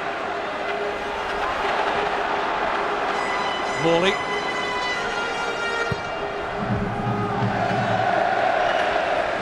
They just haven't cleared their heads, Doncaster Rovers, since that wonderful equaliser from Tarkan Mustafa. It's just whether any side really now can go for the jugular, or whether they'll just settle now at 2-2 and head into extra time. What a goal from Mustafa.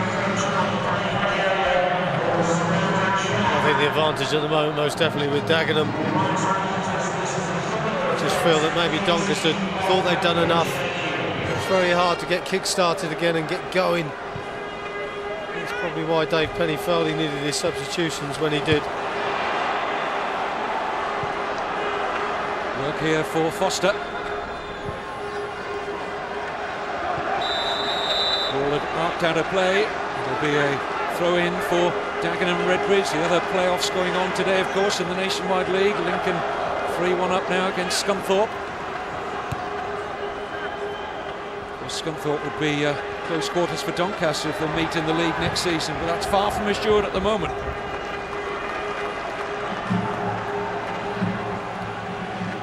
Under 4 minutes of the 90 remaining.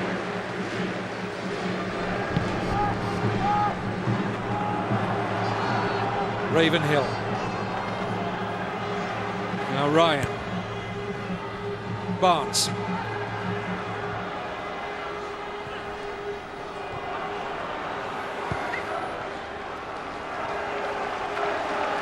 More live football coming up later on today after we conclude here at the Britannia Stadium. Sky Sports 1, the build-up to Wolves Reading in the First Division playoff at Molineux. Nottingham Forest drew with Sheffield United 1-1 earlier today at the City Ground. Morley. Useful little flick from Green, but just couldn't find the intended target of Blundell.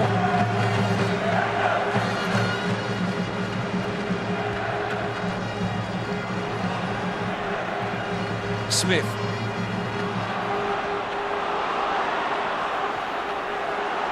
Foster.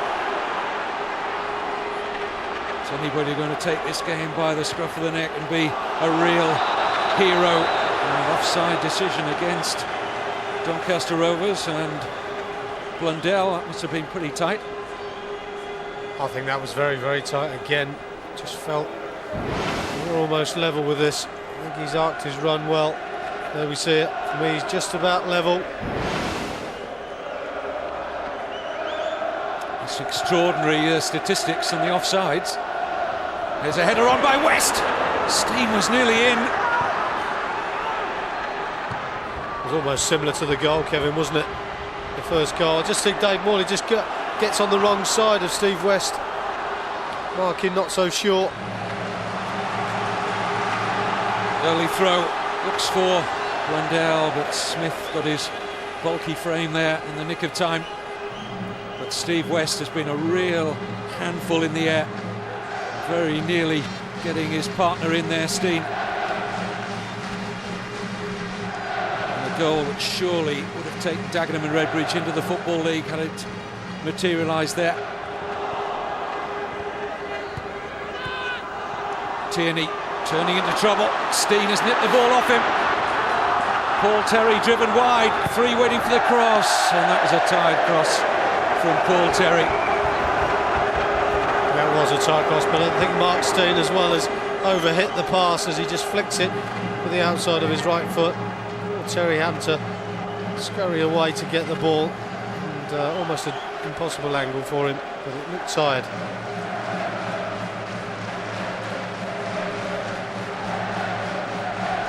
Sharpness from Doncaster's passing has gone since the second goal went in. Not so confident now when they're playing it out from the back.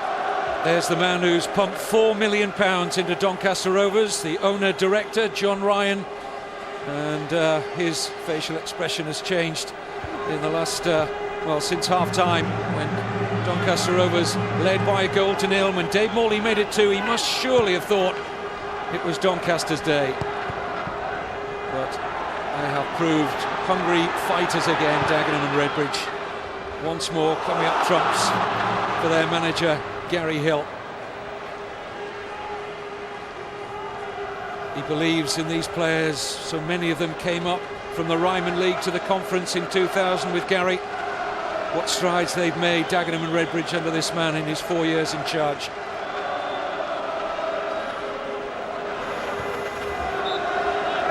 Ball has gone out of play via the throw-in from Dagenham, so Doncaster have possession here now. And we're into stoppage time, of which there will be 4 minutes. Otherwise, we're preparing ourselves for extra time again. And can the conference officials, could they have believed that playoffs for the first time in the Nationwide Conference would have produced quite so much drama as this? Couldn't have written it, really. Is it going to be one, Clive, or we're going to need extra time? Well, I think there's a good chance we've got extra time now, Kevin. I just hope that perhaps that one team can win it without having to go to penalties, because you hear the comments from the penalties the other day that people are disappointed to lose on penalties. They'd rather it was one in regular time. So let's hope someone gets a goal in extra time. Thumped away by Mark Smith. I think at the moment the advantage is still with Dagenham, but in saying that, you just never know. Blundell. Tim Ryan. Here's Tierney.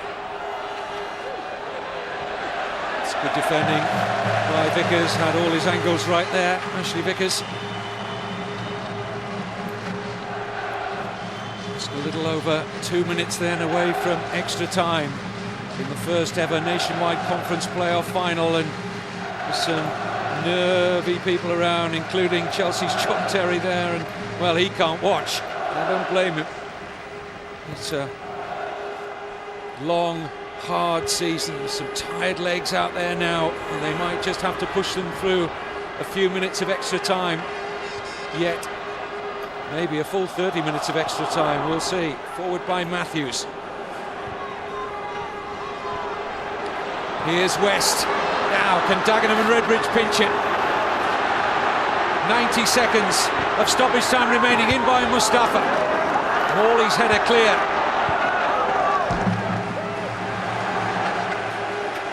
He's had a terrific second half, Tarkan Mustafa, not just apart from his goal, he's just about the fittest player out there, it would seem, and although he was playing full-time football with Rushden and Diamonds until recently, he's got a terrific engine, and it's certainly been to Dagenham and Redbridge's aid in this second half. It's been a really good outlet ball for them. 1 minute away from extra time in the promotion final. Tell you what, if we got a goal now, it would be a promotion goal. Never mind the one in extra time if we get it.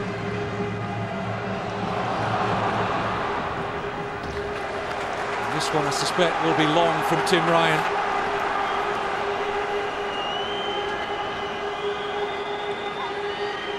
Chance to get it in there.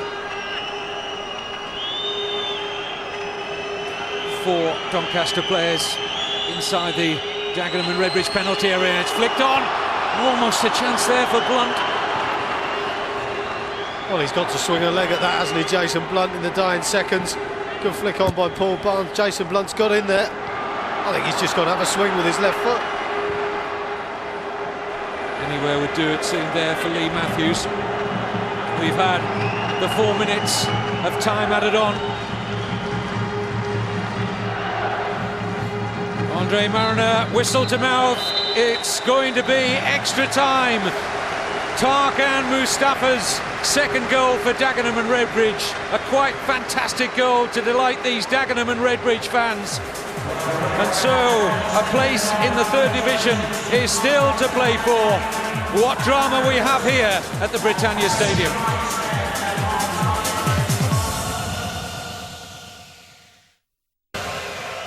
Welcome back to the Britannia Stadium. Dagenham and Redbridge will get the extra time period underway. And remember, first goal scorer wins it.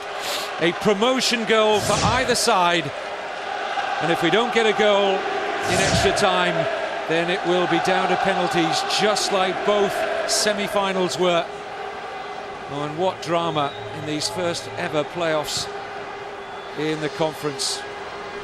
As I said earlier, Clark, couldn't have been scripted, could it, really? Well, it couldn't have been, and it just adds to the excitement. And the fans, I'm sure the Dagenham fans are well up for this extra time, because they probably felt they were dead and buried when they went 2-0 down. Do you know, I recall the nature of both extra time of the semi-finals as well, particularly the games we did between Chester and Doncaster, the second leg there, and it was virtually a non-event, to be fair to both sides, because nobody wanted to make a mistake, and of course we're down to that. This is the ultimate mistake now, or maybe it'll be won by a piece of individual brilliance. Well, you hope so. I mean, at the end of the day, mistakes are made, and especially when players get tired. You just hope that one individual doesn't make a silly mistake for the other team to score. Let's hope that it's a good goal, similar perhaps to the one that Tarkan scored to equalise at 2-2. Here is Mustafa, forward to West. Ravenhill getting a better at Terry, opens it out now for Blunt. Onside, Greg Blundell.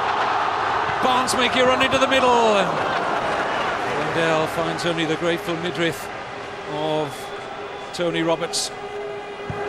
Well, again, we saw the Dagenham team pushing up for offside. I don't think they've got it right most of the game today, to be fair, and again they got it wrong there. Tired legs, Clive, as we've said, and one side full-time, the other part-time. Yeah, I think so. I think the only thing that's in Dagenham's advantage, and you know, it's been talked about before about players not being as fit because they're only part-time, but in Dagenham's favour is that they've come back into the game from being 2-0 down, and I think they're there on adrenaline at the moment, and with a bit of luck that can last. Here's Green. Lee Matthews was committed to the stretch, and the referee is going to produce a card here for the Dagenham and Redbridge captain. Well, we talked before about midfield players perhaps being the ones who get tired first. Paul Green extending his legs yet again to get forward there, and Lee Matthews was the one who came up a minute or so earlier looking for offside. That's always a sign of tired legs as well. He was a bit laboured going into that challenge. Man who missed the whole of last season with injury. Is he going to be a Football League player come August? Lee Matthews, if Dagenham and Redbridge can pinch the all-important goal in extra time. But Doncaster's advantage at the moment with the free kick driven in, and Simon Marples unable to find any direction on the shot. Well, we've seen him strike them from distance before, Simon Marples, and that was a test, a good 30 to 35 yards, just over the crossbar. Dagenham Redbridge going to make their third and final substitution. Steve Heffer, good loyal servant to the club, is coming on for Paul Terry.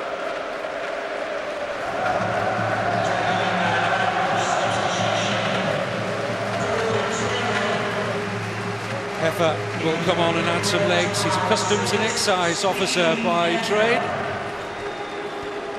Coming on to add a little bit of insurance now to the Dagenham and Redbridge side. Terry was certainly looking tired, as many of them will be out there now, of course, physically and mentally. They've already been through a lot with those penalties in the semi-finals. It's a horrible way to lose, but when the prize is a place in the Football League, well, words can hardly describe how the losers would feel if it does go to penalties. But maybe we won't get that far, because Dagenham are coming forward now with Tarkan Mustafa. Great ball in! Oh, what a chance! What an opportunity for Gary Hill's Dagenham and Redbridge. Big Steve West had a great sight of goal here, but was he offside? I think he was anyway. Well, I think he was as well, but I don't know if it was given. I didn't see the linesman's flag go up, but what a great opportunity. Steve West really should have scored there. Great ball in again by Tarkan Mustafa.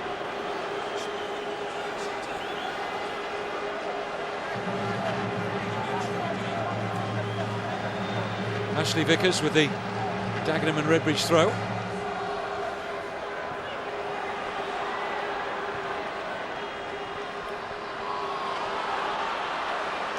Mustafa. Steve West was flagged offside in that fine move, which brought the excellent cross from Mustafa, so had he got contact it wouldn't have counted anyway. Here's Janney, pushing those little legs forward now. Mark Janney, will it open up for him? Blocked by Tim Ryan. Tell you what, there's some nervous Doncaster Rovers and players and fans around the Britannia Stadium at the moment, because it's Dagenham and Redbridge who are pushing hard now, attacking the goal behind which is the bulk of their support. Helped in by Heffer.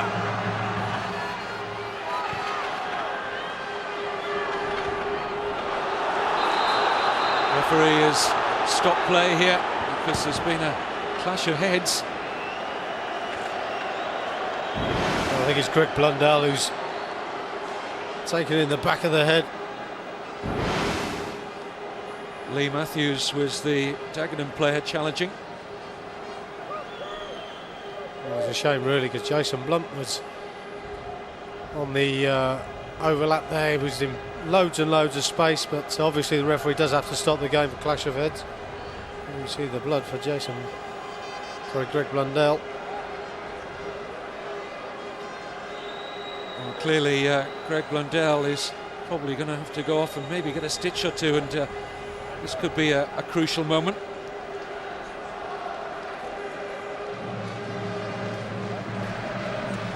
Dave Penny does have another substitute available to him, and at the moment Barry Windle, the Doncaster physio, treating Greg Blundell. Matthews is okay again, or rather Steve West here we're looking at, who, look at the position he had there. It's incredible that he didn't find the net with a header. It wouldn't have counted though for Gary Hill, but he wasn't to see the assistant referee's flag, which was raised against West. Well, the big man should have scored there. I'm sure he'll admit that, but wouldn't have been given. Here's an important goal in the second division playoffs. Cardiff City, through Peter Thorne, have got the lead there against Bristol City. That's going to be a tight one, I think, over two legs. Still a lot of blood around there for Greg Blundell.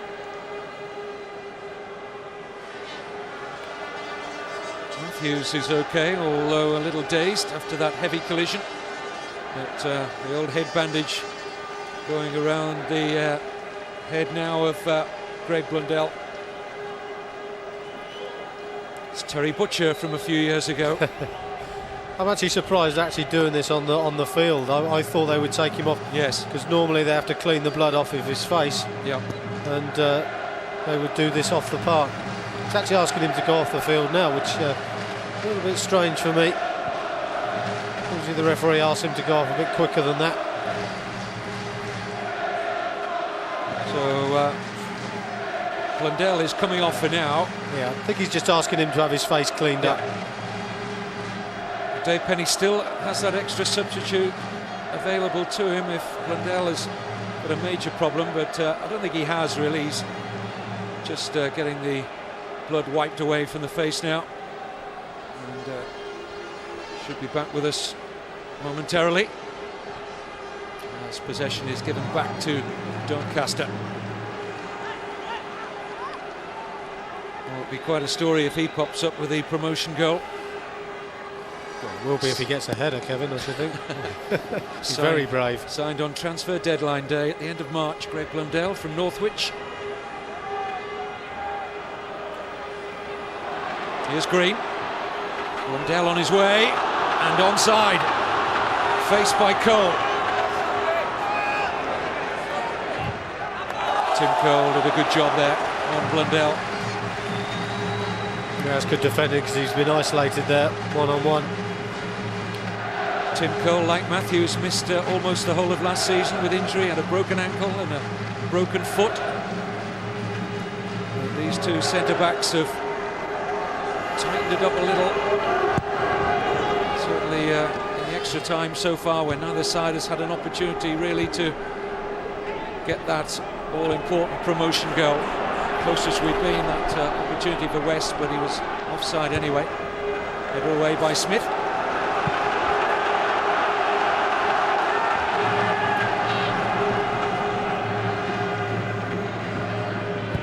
Forward by Marples. Green well advanced.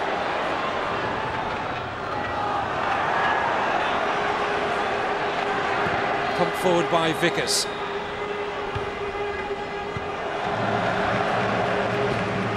Well, 10 minutes it says of extra time. We haven't had close to that in terms of actual play. There was a good 3-4 minute stoppage there for the injury to Blundell.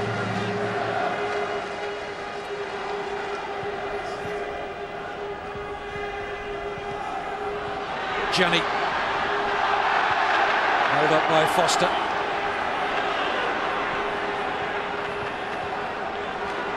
Smith.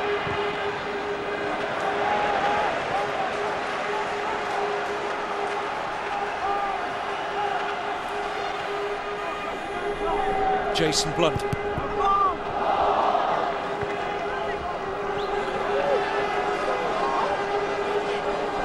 Prize is huge, a place in the 3rd division alongside Yeovil to go up from the nationwide conference, and one goal in the next 20 minutes or so of extra time would settle it. Otherwise we go to penalties.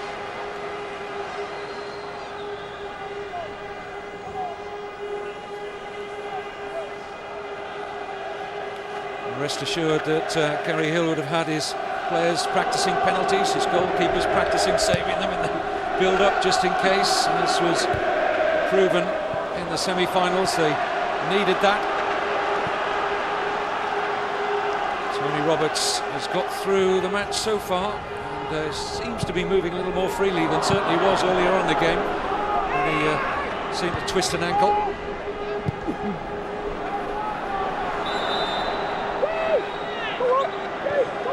Side flag against Dagenham and Redbridge.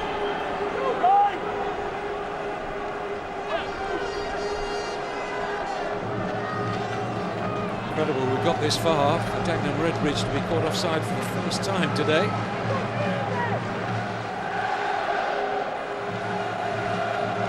That tells you a story that perhaps Doncaster are playing a little bit deeper than they normally would. Going back to Tony Roberts, Kevin, He's such an experienced player. Been in the league for many, many years, and Welsh international as well. It's so important that he carried on playing through that injury, and he seems, as you say, to have got better. Another strong run from Mustafa, who looks as fit as he did in the opening 5 minutes.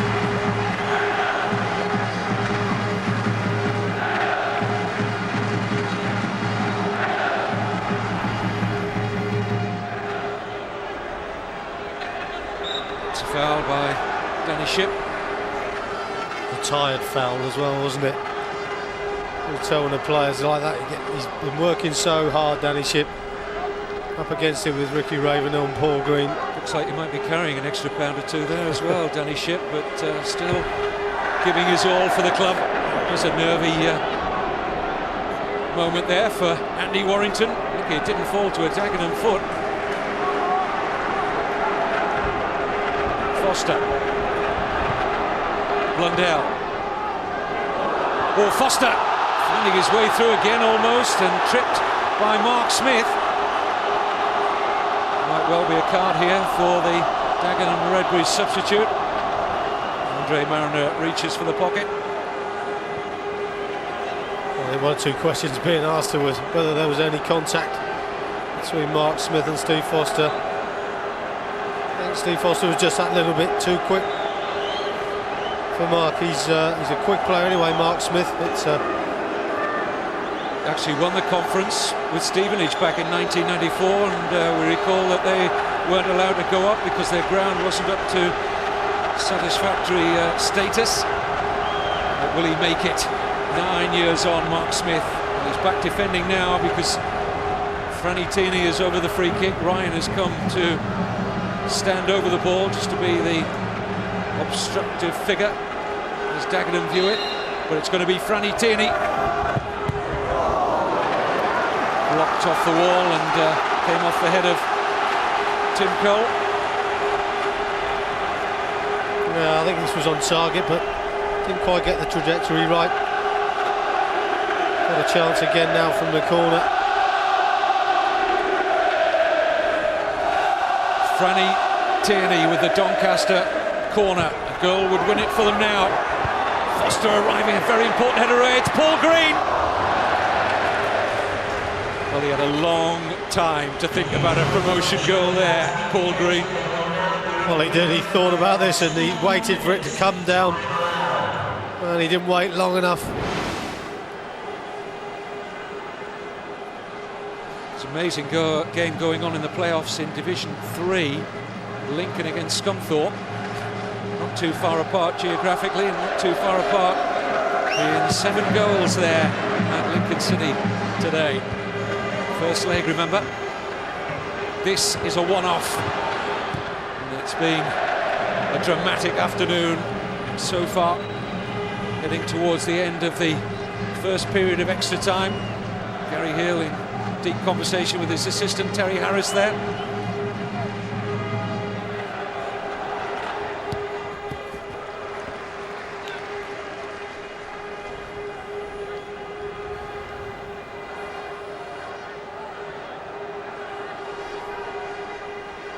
Simon Marples with the Doncaster throw.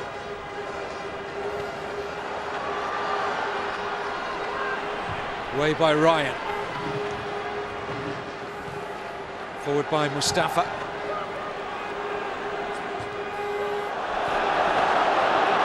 Not the best directed header by Smith.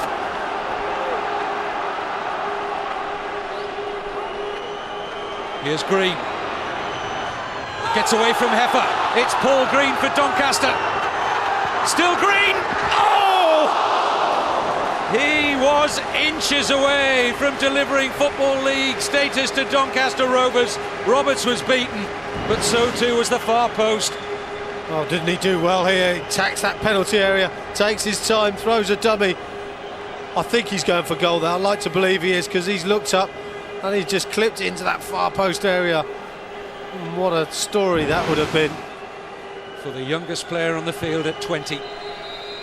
It's half-time in extra time.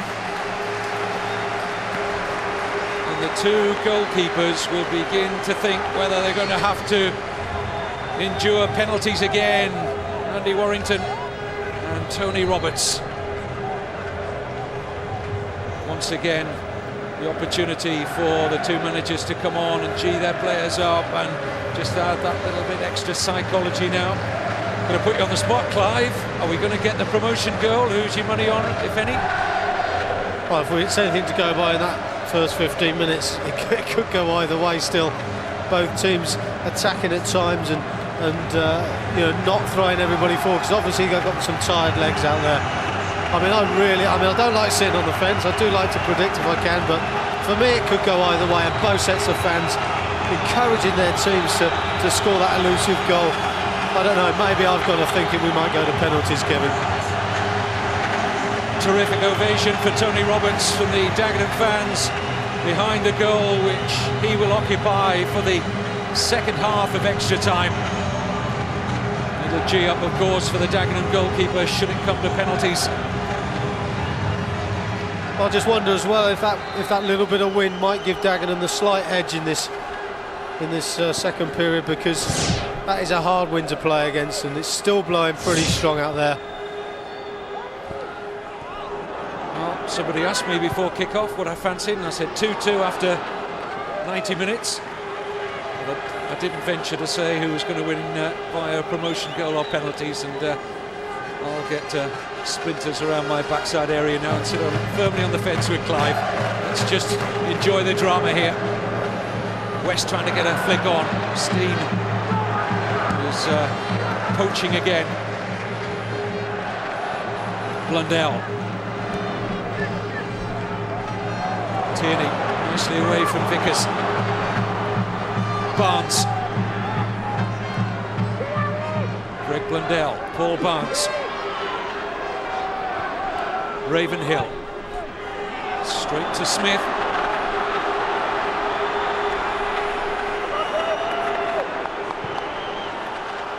Appealing for offside against Steen, Doncaster, and flag duly arrives against Mark Steen.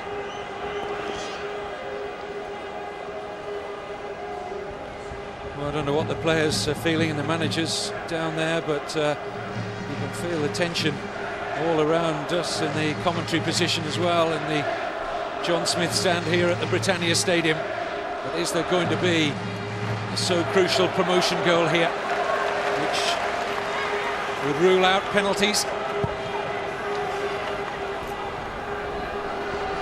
Header on by West. Marples. Happy to see that Steve Foster was in behind him there to clear. I think that's something you can't do with Simon Marples, trying to take that extra touch around his own penalty area. In this situation, the mind says take that touch, but really the legs don't want to do it. He should just clear his lines. Green.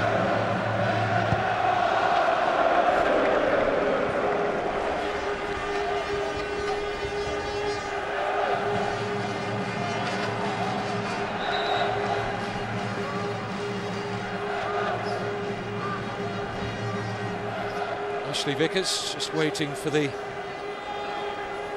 decision on where the throw-in should be taken from. Somewhere closer to halfway, says referee Mariner.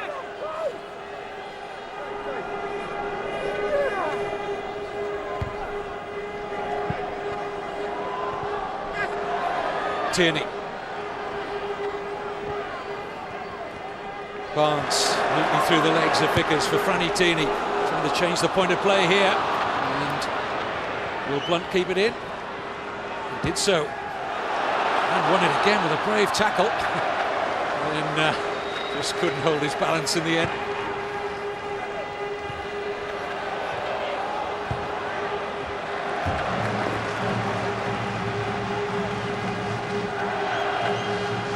I wonder if those two handballs, you know, in normal time just equal themselves up when perhaps there was a use of a forearm by Mark Steen when he scored, and certainly there was a good shout for a penalty against Paul Green. And here we are in the second half of extra time, and it's Ravenhill finding Blunt.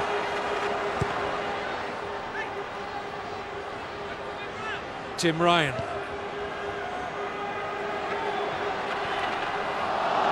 cut out by Mustafa. That's a good run as well by Greg Blundell. Ashley Vickers on this near side, it kept him on. Just feel when Doncaster do pass the ball, he might have that opportunity to get in. And Blundell has got them in here. It's Franny Tierney wins it for Doncaster Rovers.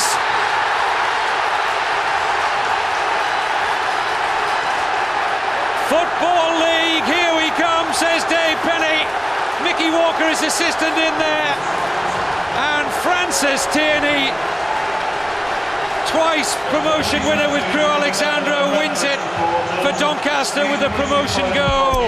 And elation for Doncaster and abject despair for Dagenham and Redbridge players and fans alike. But Dave Penny has been through every gamut of emotion, but finally Francis Tierney scores the decisive goal, which puts out brave Dagenham and Redbridge, who for the second successive season get so close to the Football League. Gary Hill went so close, pinched on goal difference by Boston last season. Tarkan Mustafa, who gave so much to Dagenham and Redbridge's cause. Big Steve West can hardly be consoled down there. And such contrasting emotions, Clive. Well, it is. I mean, we all said that, you know, it's a shame one of the teams has to lose, but in some ways I'm glad it's happened in regulation time, or in extra time really, with the promotion goal. But I just felt that Dagenham, with the way they were passing the ball, with Doncaster, the way they passed the ball about, might just be able to prise open the Dagenham defence, and that's how it turned out. Well, there's Paul Barnes, whose goals have been so important in getting Doncaster Rovers to the promotion final. You see what it means to the 35-year-old player coach of Doncaster.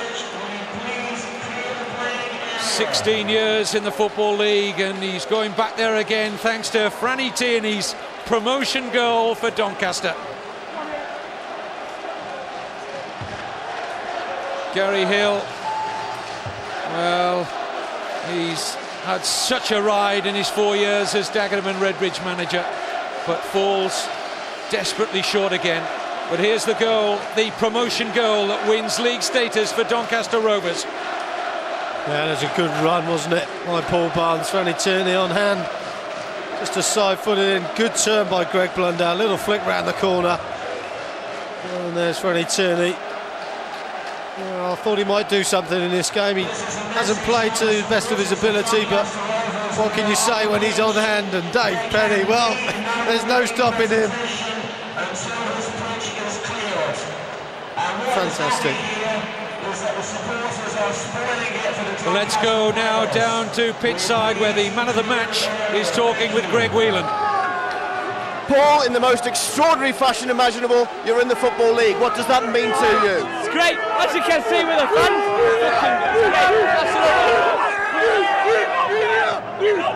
Let's just get a word. You're Doncaster born and bred. How special is it for you personally? Great. You can see with fans how special it is. Come on, Football League, yes! Do you think you could do it when Dagenham fought back to 2-1? Oh yeah, I know we had it in his locker. We've done it against Chester. We came behind 1-0 against Chester. We've done it again today, as you can see. Look around you here. I know. Just how special is it tonight? Oh, it's great. Absolutely great. Man of the match. Congratulations, Paul. Many congratulations. On the books of Sheffield Wednesday, and he's going to be part of a Football League club again. Paul Green, just 20 years old. A little hug there for Mark Janney. His dreams shattered again, and you can't help but feel great sympathy. Mark Steen there wondered whether he was going to go back into the league again at the age of 37. Ricky Ravenhill, born in Doncaster, what a day for him. He'll feel the emotion as much as anybody in the Doncaster Rovers party, and it'll be some party for these Doncaster fans tonight. Well, they're going to have to overcome a hangover again, Dagenham and Redbridge, and come back again But as I was saying earlier, as a part-time club, Clive, it's going to get harder and harder as more clubs now are part-time in the conference. Well, it is, and I just wonder if the Dagenham board are considering whether they should go full-time for next season. Whatever had happened, I know they were thinking about staying part-time if they got promoted, but maybe they've got to look at that. I mean, they might say, well, we got there on merit, on being a part-time team, so we can do it again, but they might feel they need that extra push, maybe just to get up to the Football League. Well, very shortly indeed, the winners, Doncaster Rovers, will receive the trophy for becoming the second club promoted with Yeovil Town.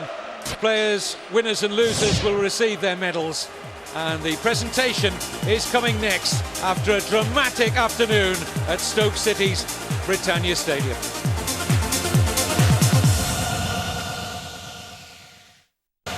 Welcome back to the Britannia Stadium. Doncaster Rovers are indeed going up to Division 3 next season along with Yeovil Town. But let's have a word now with the man who's made it all possible for Doncaster Rovers, their owner, director John Ryan, with Greg Wheeler. John, you put £4 million into this club, your hometown club. How special a day is this for you? Oh, it's a wonderful day. I mean, it's the greatest day in Doncaster Rovers history as far as I'm concerned. To get back into the league after all we've been through is a great achievement. But I would like to pay tribute to Dagenham and Redbridge. I thought that was a fabulous game of football, and it was sorry that someone had to lose. Were you convinced the game was won at 2-0? No, because I've been there before. We've lost a 4-0 lead before now this season.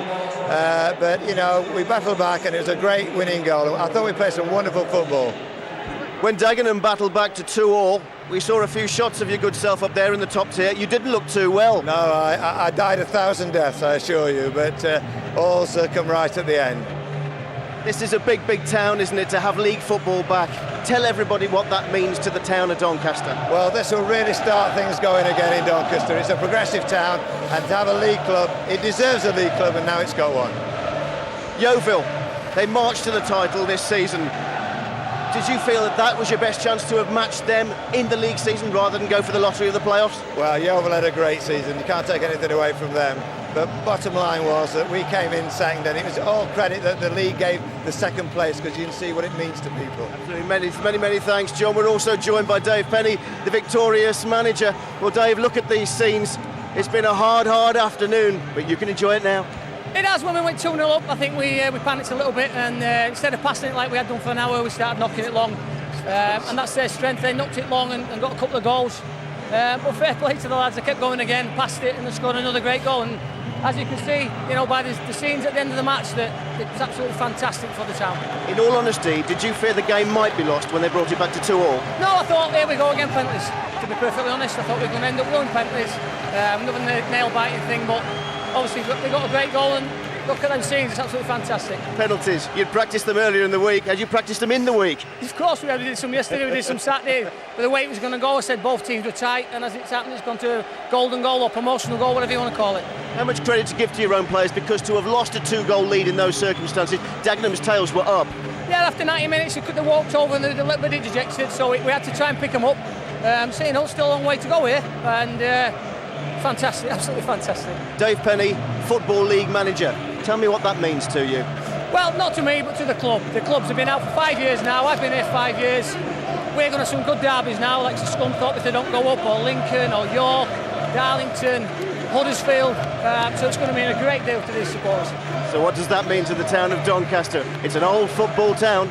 Great to be back in. You know, it's had some bad times 5 years ago till this man took over, and we've rebuilt it. And as you can see, we've got to make sure we're staying there now. How are you going to celebrate? I'll have a couple of shandies, will we? Yeah, I think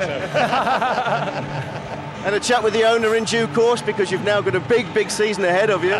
Well, we're going away tomorrow. We're going to Mallorca tomorrow for 3 or 4 days to get these players to relax. We'll go in, win or lose, but it's going to be one hell of a trip now, and then we'll sit down after that, have a chat with the players that start a contract and see where we are. And just finally, when you got yourselves into the playoffs, you had that disadvantage of having to play that game first, remember? Yes. Did you feel perhaps it wasn't going to be your year at that stage? Originally, yeah, but then the more you thought about it, the more that we're better away from home and pass it better away from home, and we did that at Chester and we did that here today. Many congratulations. We'll let you join in the celebrations. Thank you. Dave Penny has a little time, I think, to wonder how deep his owner's pockets are, and I'm assure you they are very, very deep. Self-made multi-millionaire, and now the presentation party is already out there in the middle and the trophy already in position, and very shortly indeed the two sets of players will come up. Such contrasting body language between the two Dagenham and Redbridge players, but it's red and white ribbons of Doncaster Rovers that are adorning the trophy, and very shortly that will be in the hands of Paul Barnes, the Doncaster Rovers captain.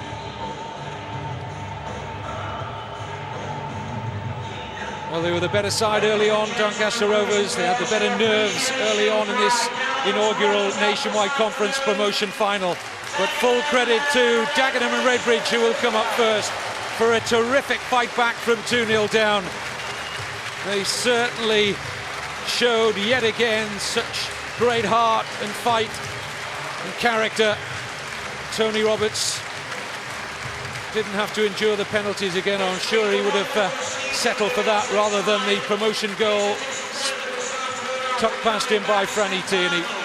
Mark Steen's goal got Dagenham back in it, and then that brilliant run and right foot shot from Tarkan Mustafa. But here they come forward now for their medals, presented by Sammy McElroy, the guest of honour, former manager of Macclesfield, took Macclesfield into the Football League from the conference, Sammy, and Northern Ireland manager these days. Mark Janney going forward for his medals.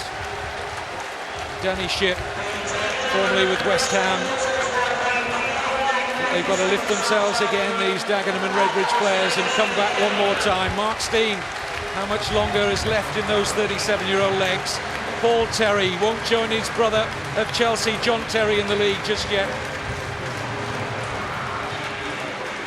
Steve West, who gave his all up front, proved a handful in the air, but so close yet so far for these distraught Dagenham and Redbridge players. But can they come again?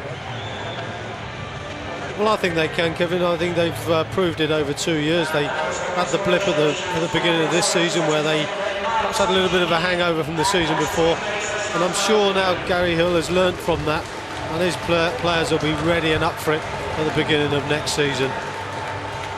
Well, there have been a few tears already. There'll be quite a lot more once they get back into the dressing room. Mustafa, the last to get his medal there, and what a brilliant game he had for Dagenham and Redbridge. In a moment or two's time, the successful Doncaster Rovers players will step forward to receive their medals. Medals not only from the nationwide conference, but mementos too from the sponsors nationwide. Ladies and gentlemen, it is now the turn of our match officials to be recognised for their part in the magnificent final. So Doncaster Rovers players about to step forward there. First of all, the officials are being presented as well to Sammy McElroy, Andre Mariner and his two assistants, and fourth official, all of them stepping up incidentally to the Football League next season. So congratulations to the referee and his officials today.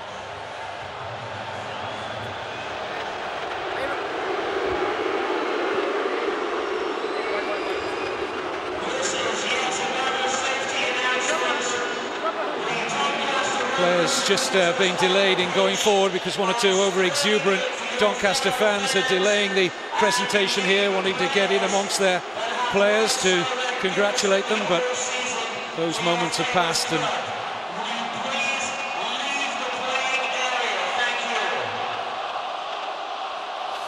Gary Hill just getting his players away now and giving Doncaster Rovers their moment now to savour the glory of the afternoon.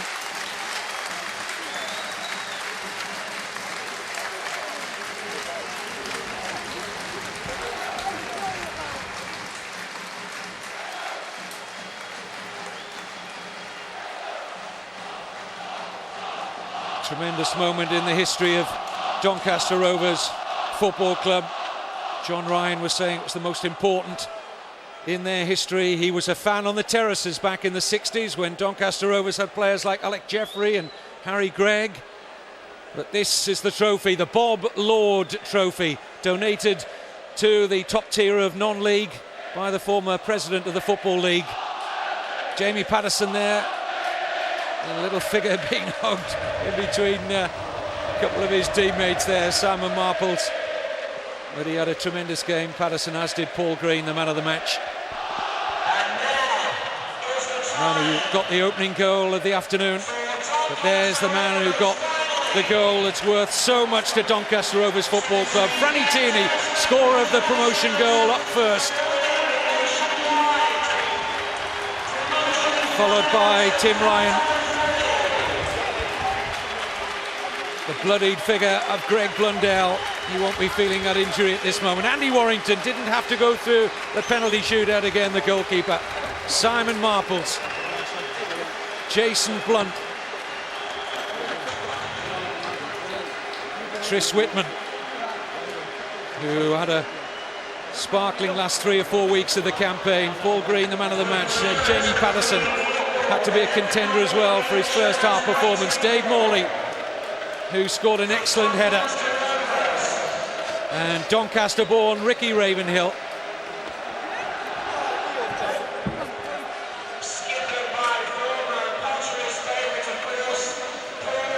Steve Foster, close to 250 league games. Dave Penny, first time he'd been out of the league. It's his first managerial job. And he has taken Doncaster Rovers up to Division 3. But there is the Bob Lord Trophy. And very shortly now that will be held aloft to the delight of the 10,000 or so Doncaster Rovers fans who've made the trip here to Stoke City's Britannia Stadium. A trip that has been well worthwhile.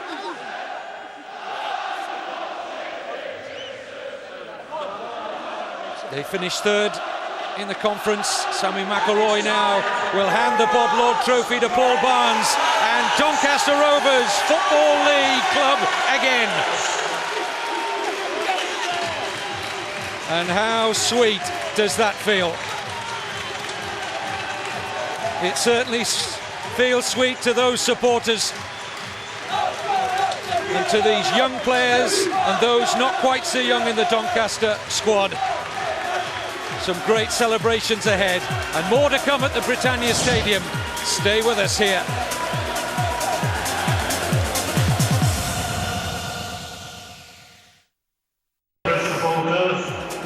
Doncaster Rovers are in Division 3 for the start of next season, winning an extraordinary promotion playoff final against Dagenham and Redbridge. 3-2, an extra time promotion goal from Franny Tierney has decided the game. A place for winners, but not a real place for losers. Our promotion playoff final. Gary Johnson, the Oval manager, and Ian Snowden are with us. And it's not you've been celebrating with it, but we're as exhausted. Well, we're not, but we feel as exhausted as the players. Oh, absolutely. 2-0 up, thought we were absolutely cruising, and then all credit to Dagenham, they've come back, they've done ever so well, got back into the game, and then the golden goal, Franny Tierney just killed it off. Do you feel they deserved it in the end overall?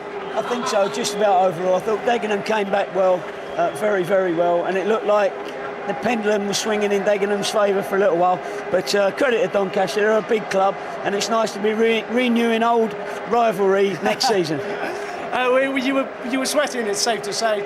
2-0 up, you thought you were comfortable, and then suddenly it did change, didn't it? Without a doubt, when they went 2-0 up, Rob, there was only one team going to win it in my eyes, and the game was over. But as we say, credit to Dagenham, they've come back, they've fought hard, and the pendulum, as Gary said, started to swing a little bit in their favour. You've got to say, well, our hearts are bleeding for this man, Gary Hill, missed out yet again. He's talking to Greg Whelan. Gary, how cruel a blow for Dagenham and Redbridge to be the bridesmaids once again. Well, that's football, you know. What can you say? We've done great to get back from 2-0 down to 2 each. At 2 each, I thought we were the stronger. I thought we'd go on and win it. And you know, you're going to the golden goal, but that's, you know, it's football. And there was 2 clubs here today who've played for a massive prize. I as you can understand, I think my players are distraught. You know, How are you feeling? You've got to try and lead by example again, ain't I? You know, I had it last year. How much does it hurt to have to do it for a second year running, though?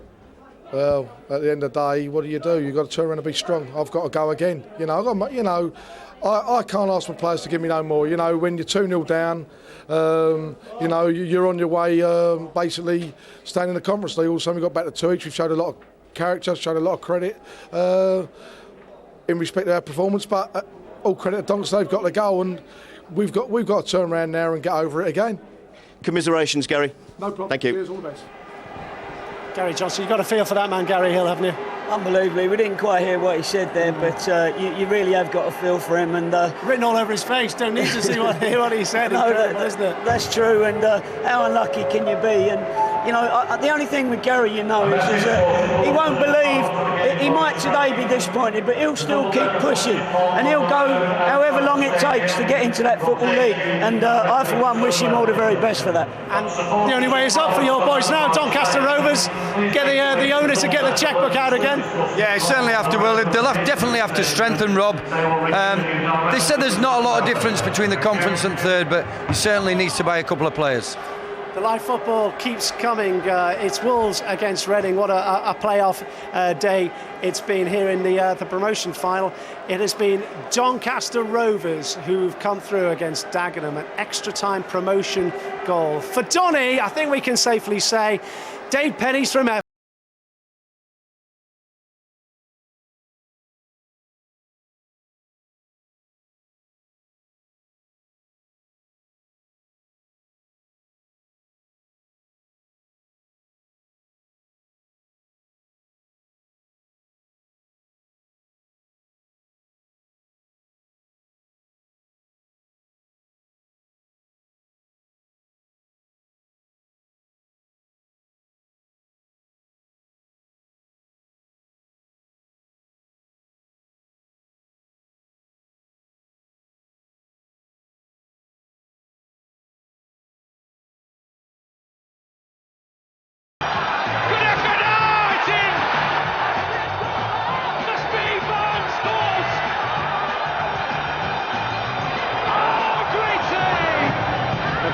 in the playoff final comes down to a penalty shootout. He keeps us cool.